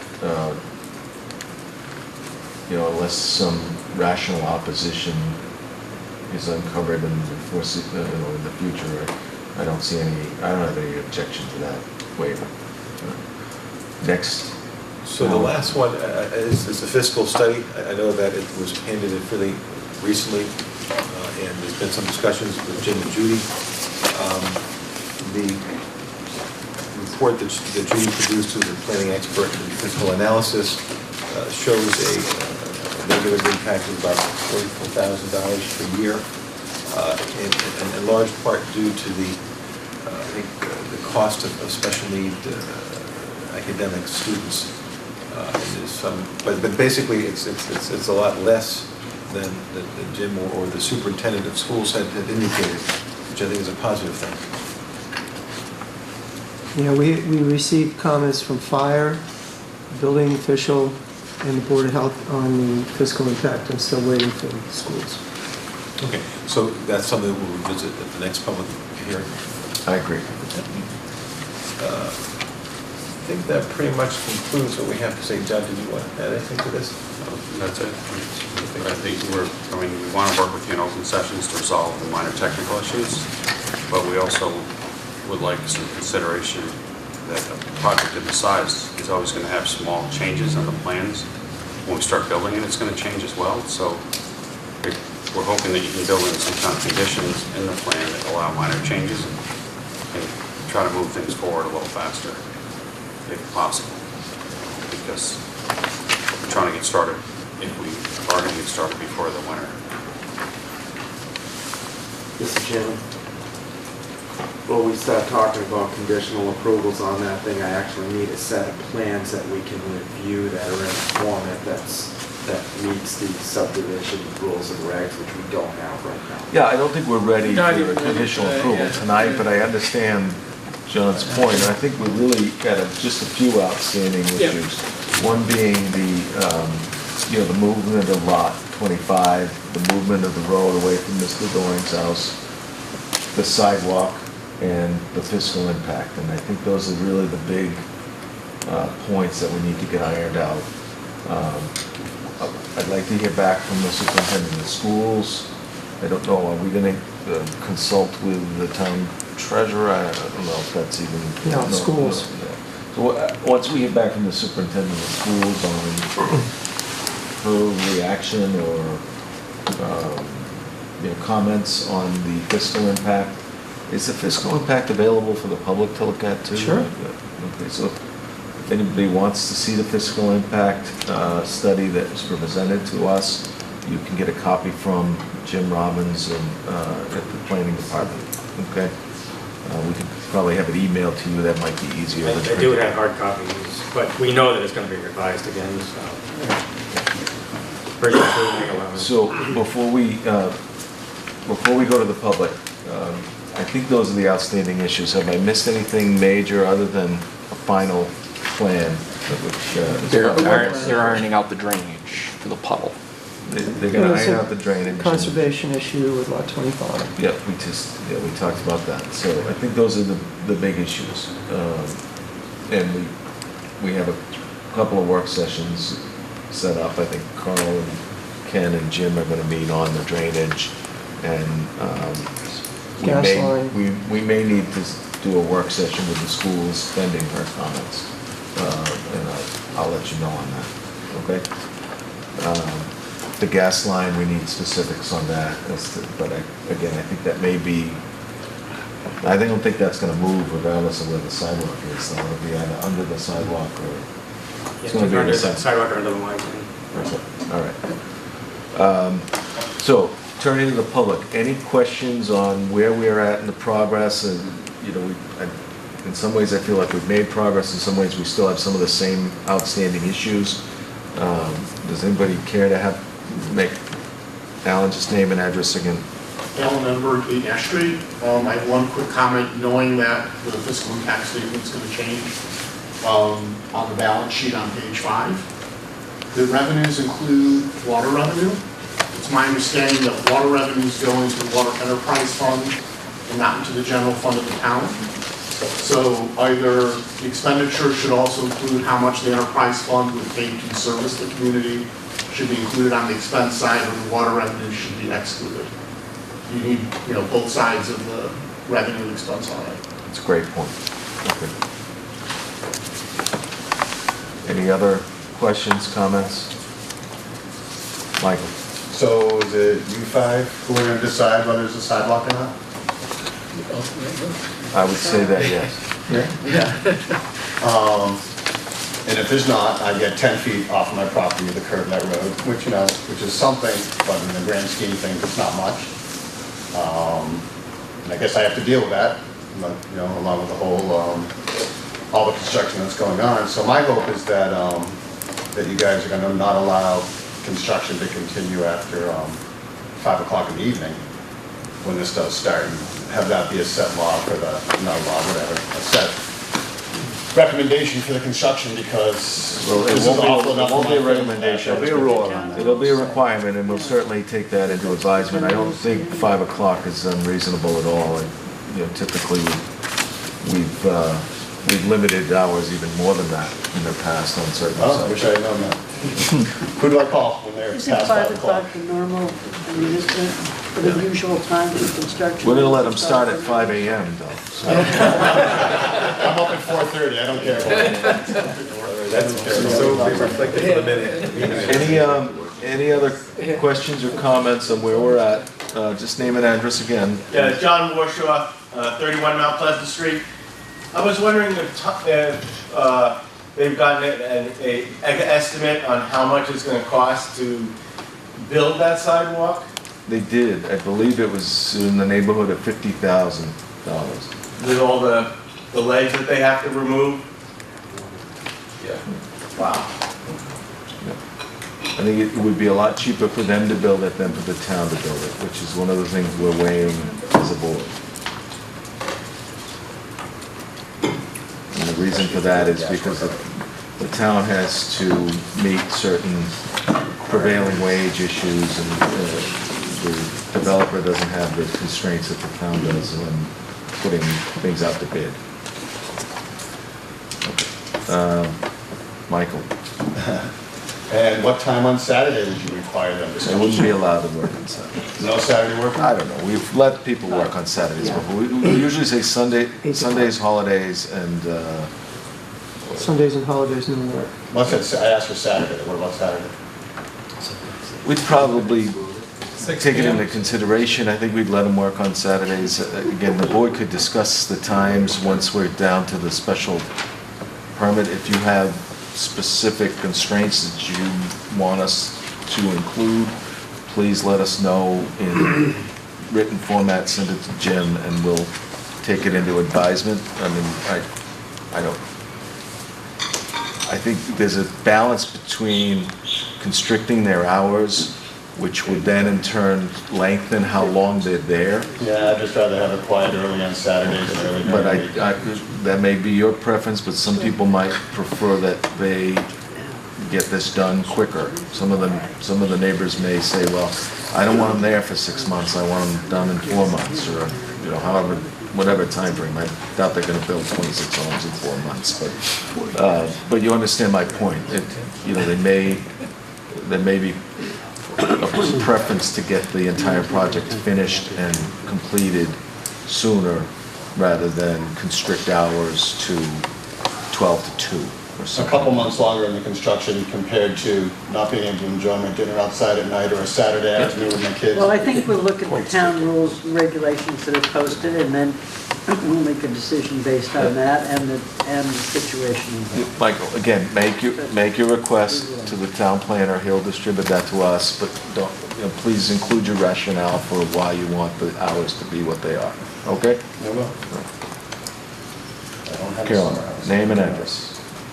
Just a point of information. Name and Mr. address. Chairman, Spring to Slayer Lane. Regarding the sidewalks, and you mentioned something about the town having this plan to include all the streets having sidewalks.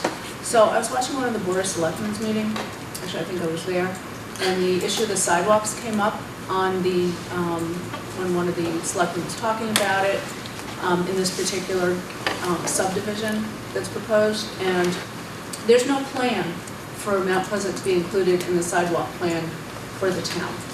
So when you talk about it's going to be, it would be cheaper for the town? Yeah, Carolyn, there's a sidewalk plan for the entire town. Right, but Mount Pleasant is... Mount Pleasant is not No, on they their said it priority was not on list. it. That's not the information I've been given. Jim, do you have It's any what they said. clarification on that? No, I'm not going to I'm going to try and get that plan before I It's speak what they on it. said at the selectmen's meeting. All right, well, that's contrary to things that we've been told. So we'll track down some information on that so that we have specifics on what the town's intentions are. Certainly not in the near future, but I was under the impression that Mount Pleasant was in future plans, long-term plans for sidewalk improvements. So, any other questions? In the back, please. Yeah, Shumiko, 37 Mount Pleasant Street. I want to know, is there any detailed plan regarding to how they're widening the road or change the elevation and remove trees? I saw some plan in the past, but I'm not sure if there are any updates on those. There is. Ken, do you have details? Yes. So, kind of as a back story, we have been meeting with Shuming and Shuming is at 37 Mount Pleasant, and his neighbor, Sanaji, at 39 Mount Pleasant, with regard to the plantings that they would like to see rather than a row of arborvitae. Shuming would like to see a mix of coniferous trees. Raj wants to see deciduous trees. So we're going to go out there and survey it and have our landscape architect make recommendations as to locations and types. But right now it's white spruce and what was the other one? Yeah, he's asking about the elevation. Oh, yeah, okay, but it's, all right, so that, just so you know, we're working. Now, one of the meeting we had, was it last week, probably, I guess?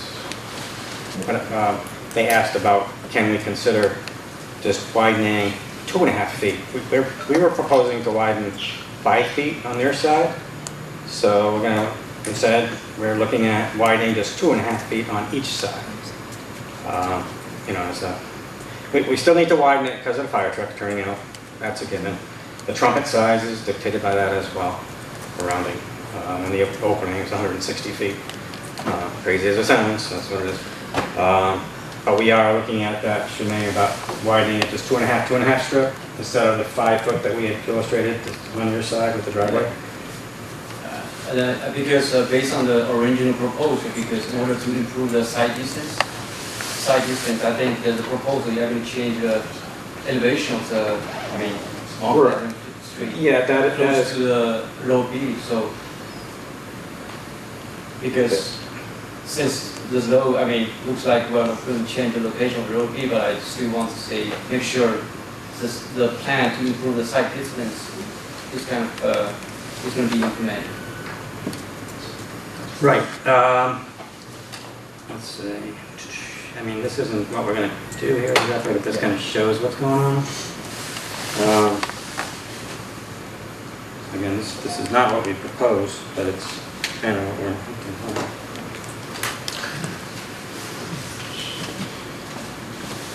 So we're showing a 5 foot widening along here. That's the grade hatching, if you will. They're asking about 2.5 on each side. We are also proposing to soften the vertical curve, lowering it by about 7 inches at the crest to improve the height distance, both at road B and at your driveway. And as you know, we're going to remove we're proposing to remove all the oak trees all the way down through here, all the way to the whole state driveway. One of them particularly is like jumps out of the road on you when you drive by. That one there. You can see how the existing road is kind of like hourglass here and there, just basically to avoid trees, and they're very close to the edge of the pavement. So we're going to improve that. We're going to look at just 2.5 on each side, and then softening the vertical curve, basically at the driveway for, what is the driveway for? 52 currently. We're going to build in a nicer vertical curve transition. Yeah. 7 inch. Yeah, sorry. I think the oak tree just beside our driveway, which is really problem for the side distance. So I think definitely that those two trees should be removed. Right, she makes exactly right. These huge 36-inch oaks that sit like right next to the driveway. When you're looking at this driveway, you're looking at a tree. So you can't see the car coming up the road, and sometimes it's coming up that hill. So the trees are going to be removed, and the road's going to be regraded vertically. You're going to have superior sight distance, looking down in that direction. You already have, you know, I mean, it's gonna be, it'll actually be better than back here because this is further back from the rest of the hill, frankly. But this does need ASHTO. I mean, yours is gonna be, it's gonna be better. Actually, there's another tree on the left, beside my property, which is actually, it's a dead tree there and quite big, large, and also it's kind of, if that tree can be removed, it will also have the side distance on the, from left. So I did mention to Ken about that.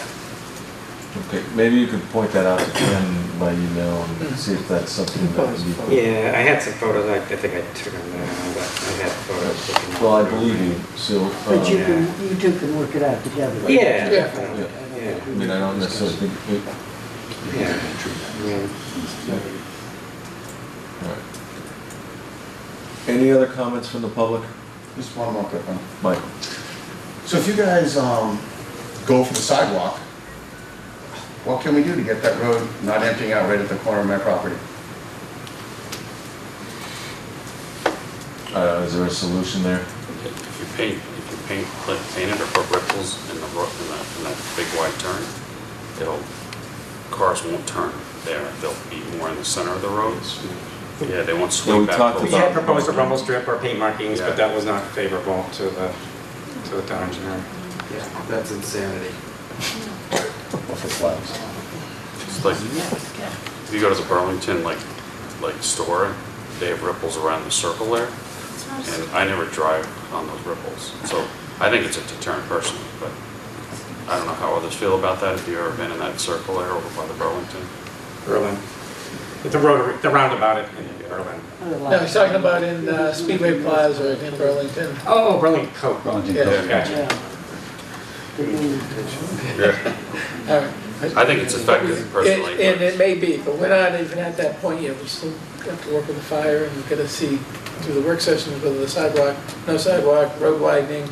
We've got to figure all that out before we come up with a solution. And I was going to make you introduce yourself. No. We don't know you.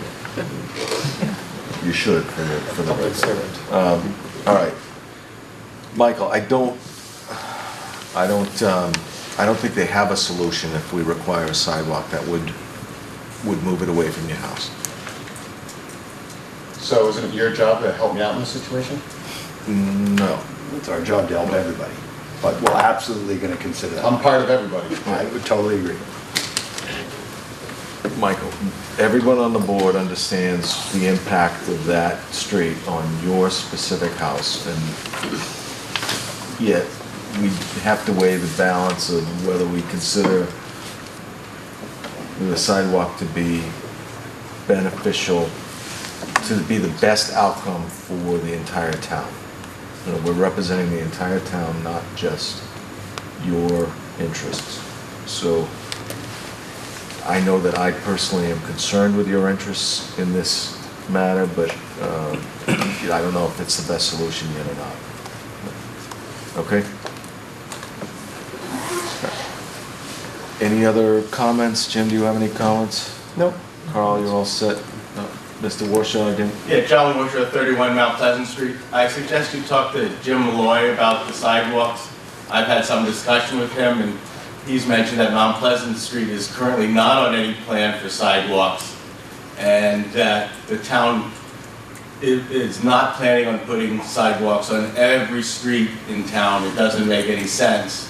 Yeah, I think Carolyn brought that up, and we're going to consult with the Board of Selectmen and Mr. Malloy to make sure that we understand what the future plans are for the town and what the Board of Selectmen and town manager would like to see in this. I thought we had been given some direction on that, but apparently they're giving you some direction that may not coincide, and we obviously need to get on the same page, and we will. Thank you. Ma'am. Barbara McGee, 43 Mount Pleasant. I really implore upon you to consider the negative aspects of putting a 700-foot sidewalk in that will be unusable during a good portion of the year anyway due to snow, because there are no bylaws in there for people and who would shovel it. So you have a large portion of the year when it won't be able to be used under any circumstances, and the overall impact, negative impact that it will be having on several of the homes in that area. Mr. Doring being one, and then the natural abutters being the others. And I live on Mount Pleasant, and I don't think it's gonna be sort of silly to, are you on it, or are you off it? You've got 700 feet of it, then at the end, what do? It's sort of a crazy little thing. Okay, thank you. Anyone else? I saw another hand. Sir? On the 37 to 39 with the widening of the road. I'm sorry, could you just name and address first, please? Dave Cram, 54 Mount Pleasant Street. I'm right down past 52 on that picture. And with the widening of the road, 2.5 feet on each side, I was just wondering how far down it was going to go. Okay, right, Mr. Cram is just past 52. This is this house in here.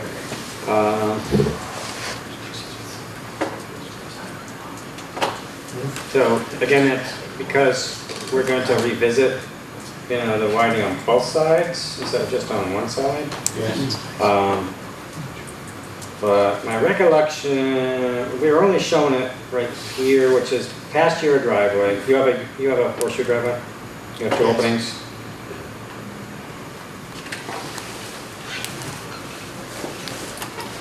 So you have a U-shaped driveway. Yes. We are showing widening there already to the driveway of 56. Thank you. How much widening is it down there at 56? Right there, it's like a sliver, like nothing. That's a taper point, and then it's coming out here, and it's probably only like a foot or half a foot. But you're suggesting that it will be 2.5 feet more than what's shown? So, yeah, that's what they're asking, and we would widen it 2.5 more. Basically 2.5 on this side and less, so all this gray would be diminished, somewhere down the middle here. So does that really follow the center line? Does this follow the central line? Yeah, more or less follows the crown line. And also it's up against the right-of-way is the stone wall on this side, and there's an iron pipe, or a pine tree right there. And there's another one over here, actually. Showing this one, isn't it? So those are the right-of-way lines. That's the road itself, which is, well back from the edge of the pavement. Actually, I had a plan, I read through, but anyhow, it's going to change, so, I don't think it's worth digging into it right now, but we can certainly have you come in to our office and we can show you what we do with my card, and we can discuss that. Send me an email, we'll set up a time. Okay. Any other questions, comments? Okay, seeing none, we'll continue this. To June 6th. June 2nd? June 5th. Tuesday. June 5th. Okay. Anybody care to make that motion? I move that we adjourn, Continue. continue the hearing on Silver Hollow Estates till June 5th, is it? 7th. Second. What time's it, my papers on a little bit, or did they go? What time is that? 7? We're always on the agenda. 7. Okay, great. Thank you. Thank you all for your cooperation. Are you still hearing the state hospital? We have a motion and a second. Any discussion? All those in favor? 5-0. Thank you all for coming. Thank you very much. Thank you. Thank you. Thursday.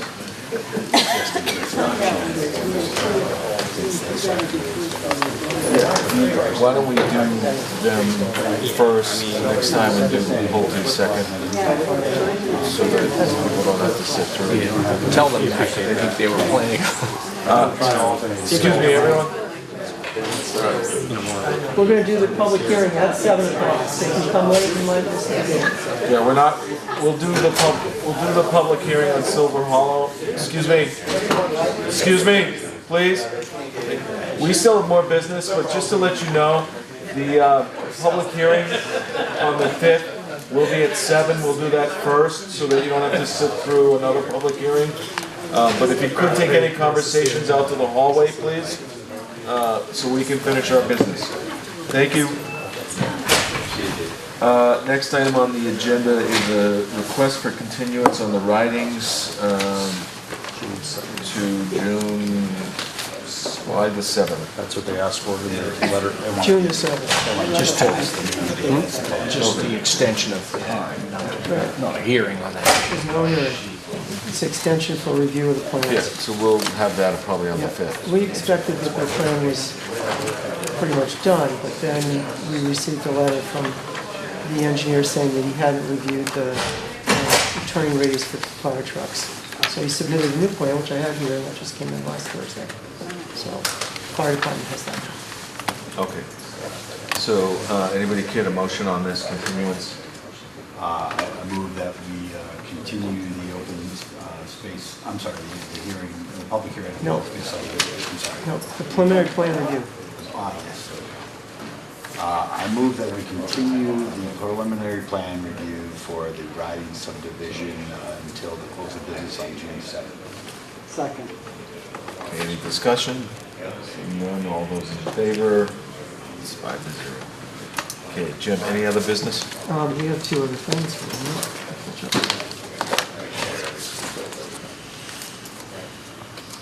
So we have an A&R plan for Lackey Street.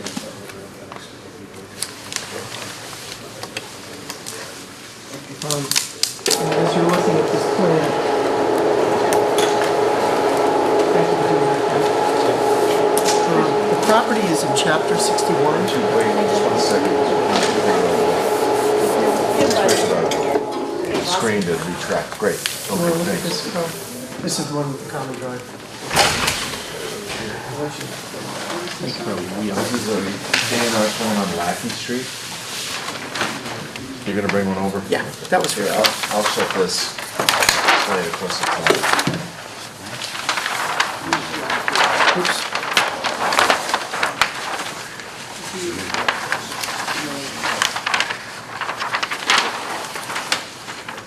So you have Lackey Street on the left side of the page and across the top, where Lackey Street makes a turn, and the elbow, yes. And so this is the Arnold Farm, the Arnold Orchard, and they're going to break off two frontage lots, one of them being a corner. Each lot's required to have at least 200 feet of frontage. Lots that have more than one frontage, meaning they're corner lots, have to have the minimum requirement on each road that provides frontage. The lots are more than 50,000 square feet, which is the minimum, and they have more than 200 feet of frontage. This is a simple A&R. But the property is in 61A, which means that before they can sell it, the town has the right of first refusal. And the assessor is aware of this, so he will begin the 61 process. I don't know that, the last I spoke to him, he hadn't been notified. He has to be given a notice of intent by the... Oh, he is? Okay. So, he was verbally told, but they have to actually send a specific notice of intent to the assessor and I believe to planning.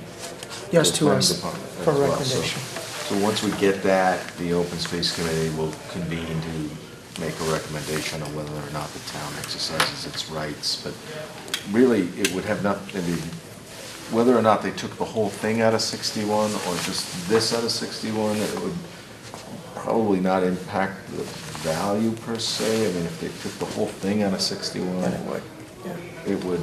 What's the we'd have to property get presently used for? Oh, it's just an old orchard. Oh, is it? 61 period, It's not not, A. it's not A, it's Not A, 61 61. forestry, and a forest plan has been done on the property. So if we were to appraise the whole property, an appraisal would take into account the fact that they could do conforming lots here, so that, the town would have to match the value of these lots, whether or not, I don't know whether the town would even want to exercise their rights on these or not, but we'll discuss it in open space. If they choose to take it out and they have it under agreement, we could match the price that they were selling it for, or if they just choose to take it out and keep it, then we could choose, we would have 30 days to get it appraised, and then they would have 30 days to counter and so on. But, again, I don't know. It really has nothing to do with the A&R process. Right. Well, the A&R process is separate from that decision-making. And to be honest with you, it's, in my opinion, pretty cut and dried that, these are conforming lots that, there's not much to be said about it. Did you have comments? I thought you would raise your hand. But I was just going to say that you mentioned at the beginning about the chapter 61. The attorney has the signed PNS and he's prepared the notice of intent, but he's waiting for your signature to include these maps with the notice of intent. Right. So, once that notice of intent is filed, the town has, I don't remember the timing, how long we have to give you 120 days. Yeah. So, either way, if they have a set price for this, we would have to meet it, and either way, they would get their money, which is really okay. So questions? Any for Jim or anyone? All right.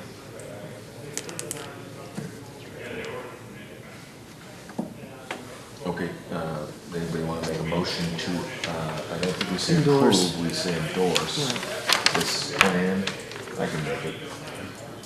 A motion to endorse a plan of land in Westborough, Mass. Owned by Evelyn E. Arnold Revocable Trust dated April 23rd, 2018. That is your address, that is not the address of the property. So, is it Lackey Road? Lucky Street. Showing lots 2 and 3?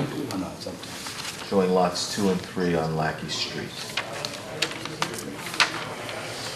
Anyone care to second that? I will. I second.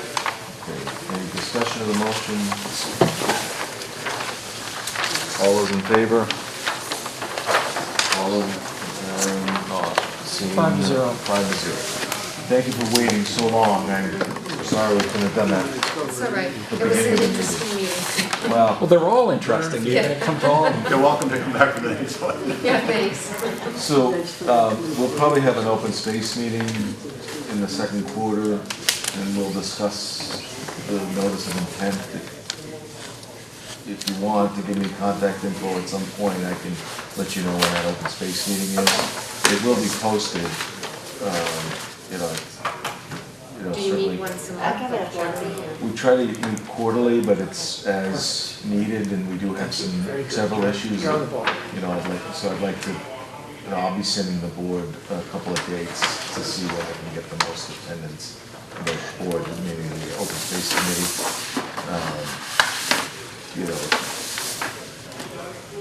I would like to convene after the notice of intent. So I guess I don't know when you're filing that or not. I think as soon as Probably we can tomorrow. get him these copies, he's got everything ready to go for the So, notice of intent. hopefully I can get a meeting over the next couple of weeks to, and again, there's a few outstanding issues I'd like to go to open space with, so this will be one. How far ahead of the meeting do you have to have it on the agenda? Well, I have to have it 48 hours. 48 hours. I can put it on the agenda as an item even before the notice of intent, but without the specifics of that notice, it's awfully hard for the open space to make a recommendation as to whether the exercise our rights or not. Again, it's, Yeah, and there's several other boards that have to be notified. yeah, you're probably, it sounds like you're well versed. Yeah, Well- been working on it for a while. Well, maybe we can talk to you about the rest of the acreage if you, as an open space policy. But I'm sure people have approached you about it in the past. Yeah. It's nice spot for me. Well, Sudbury Valley has been For out. years. Yeah, well, Yeah. Trying to do it, Russ and his brother are trying to do it in a way that will be beneficial to the town and not, open up roads and stuff for. No roads, if possible, no roads. Okay, well, again, we appreciate that you're even willing to talk to us about it. Obviously, it's your property, so we want you to have all the rights of ownership and not feel like we're Thank you. constraining you in any way and that stuff. When should, Mr. Roberts, should we come into your office this week to pick up the copies? or- No, you're gonna walk away with them right now? Oh, good, thank you. Jim, you said there was one other, No, that's it. You already voted on the daycare. on the daycare, right? So if anybody does anyone have any other items for the board? Any questions? I believe that's it. If anybody wants to make a motion. I move to adjourn the meeting. Seeing no discussion, all those in favor? Aye. 5-0. Thank you so much. Have a nice night.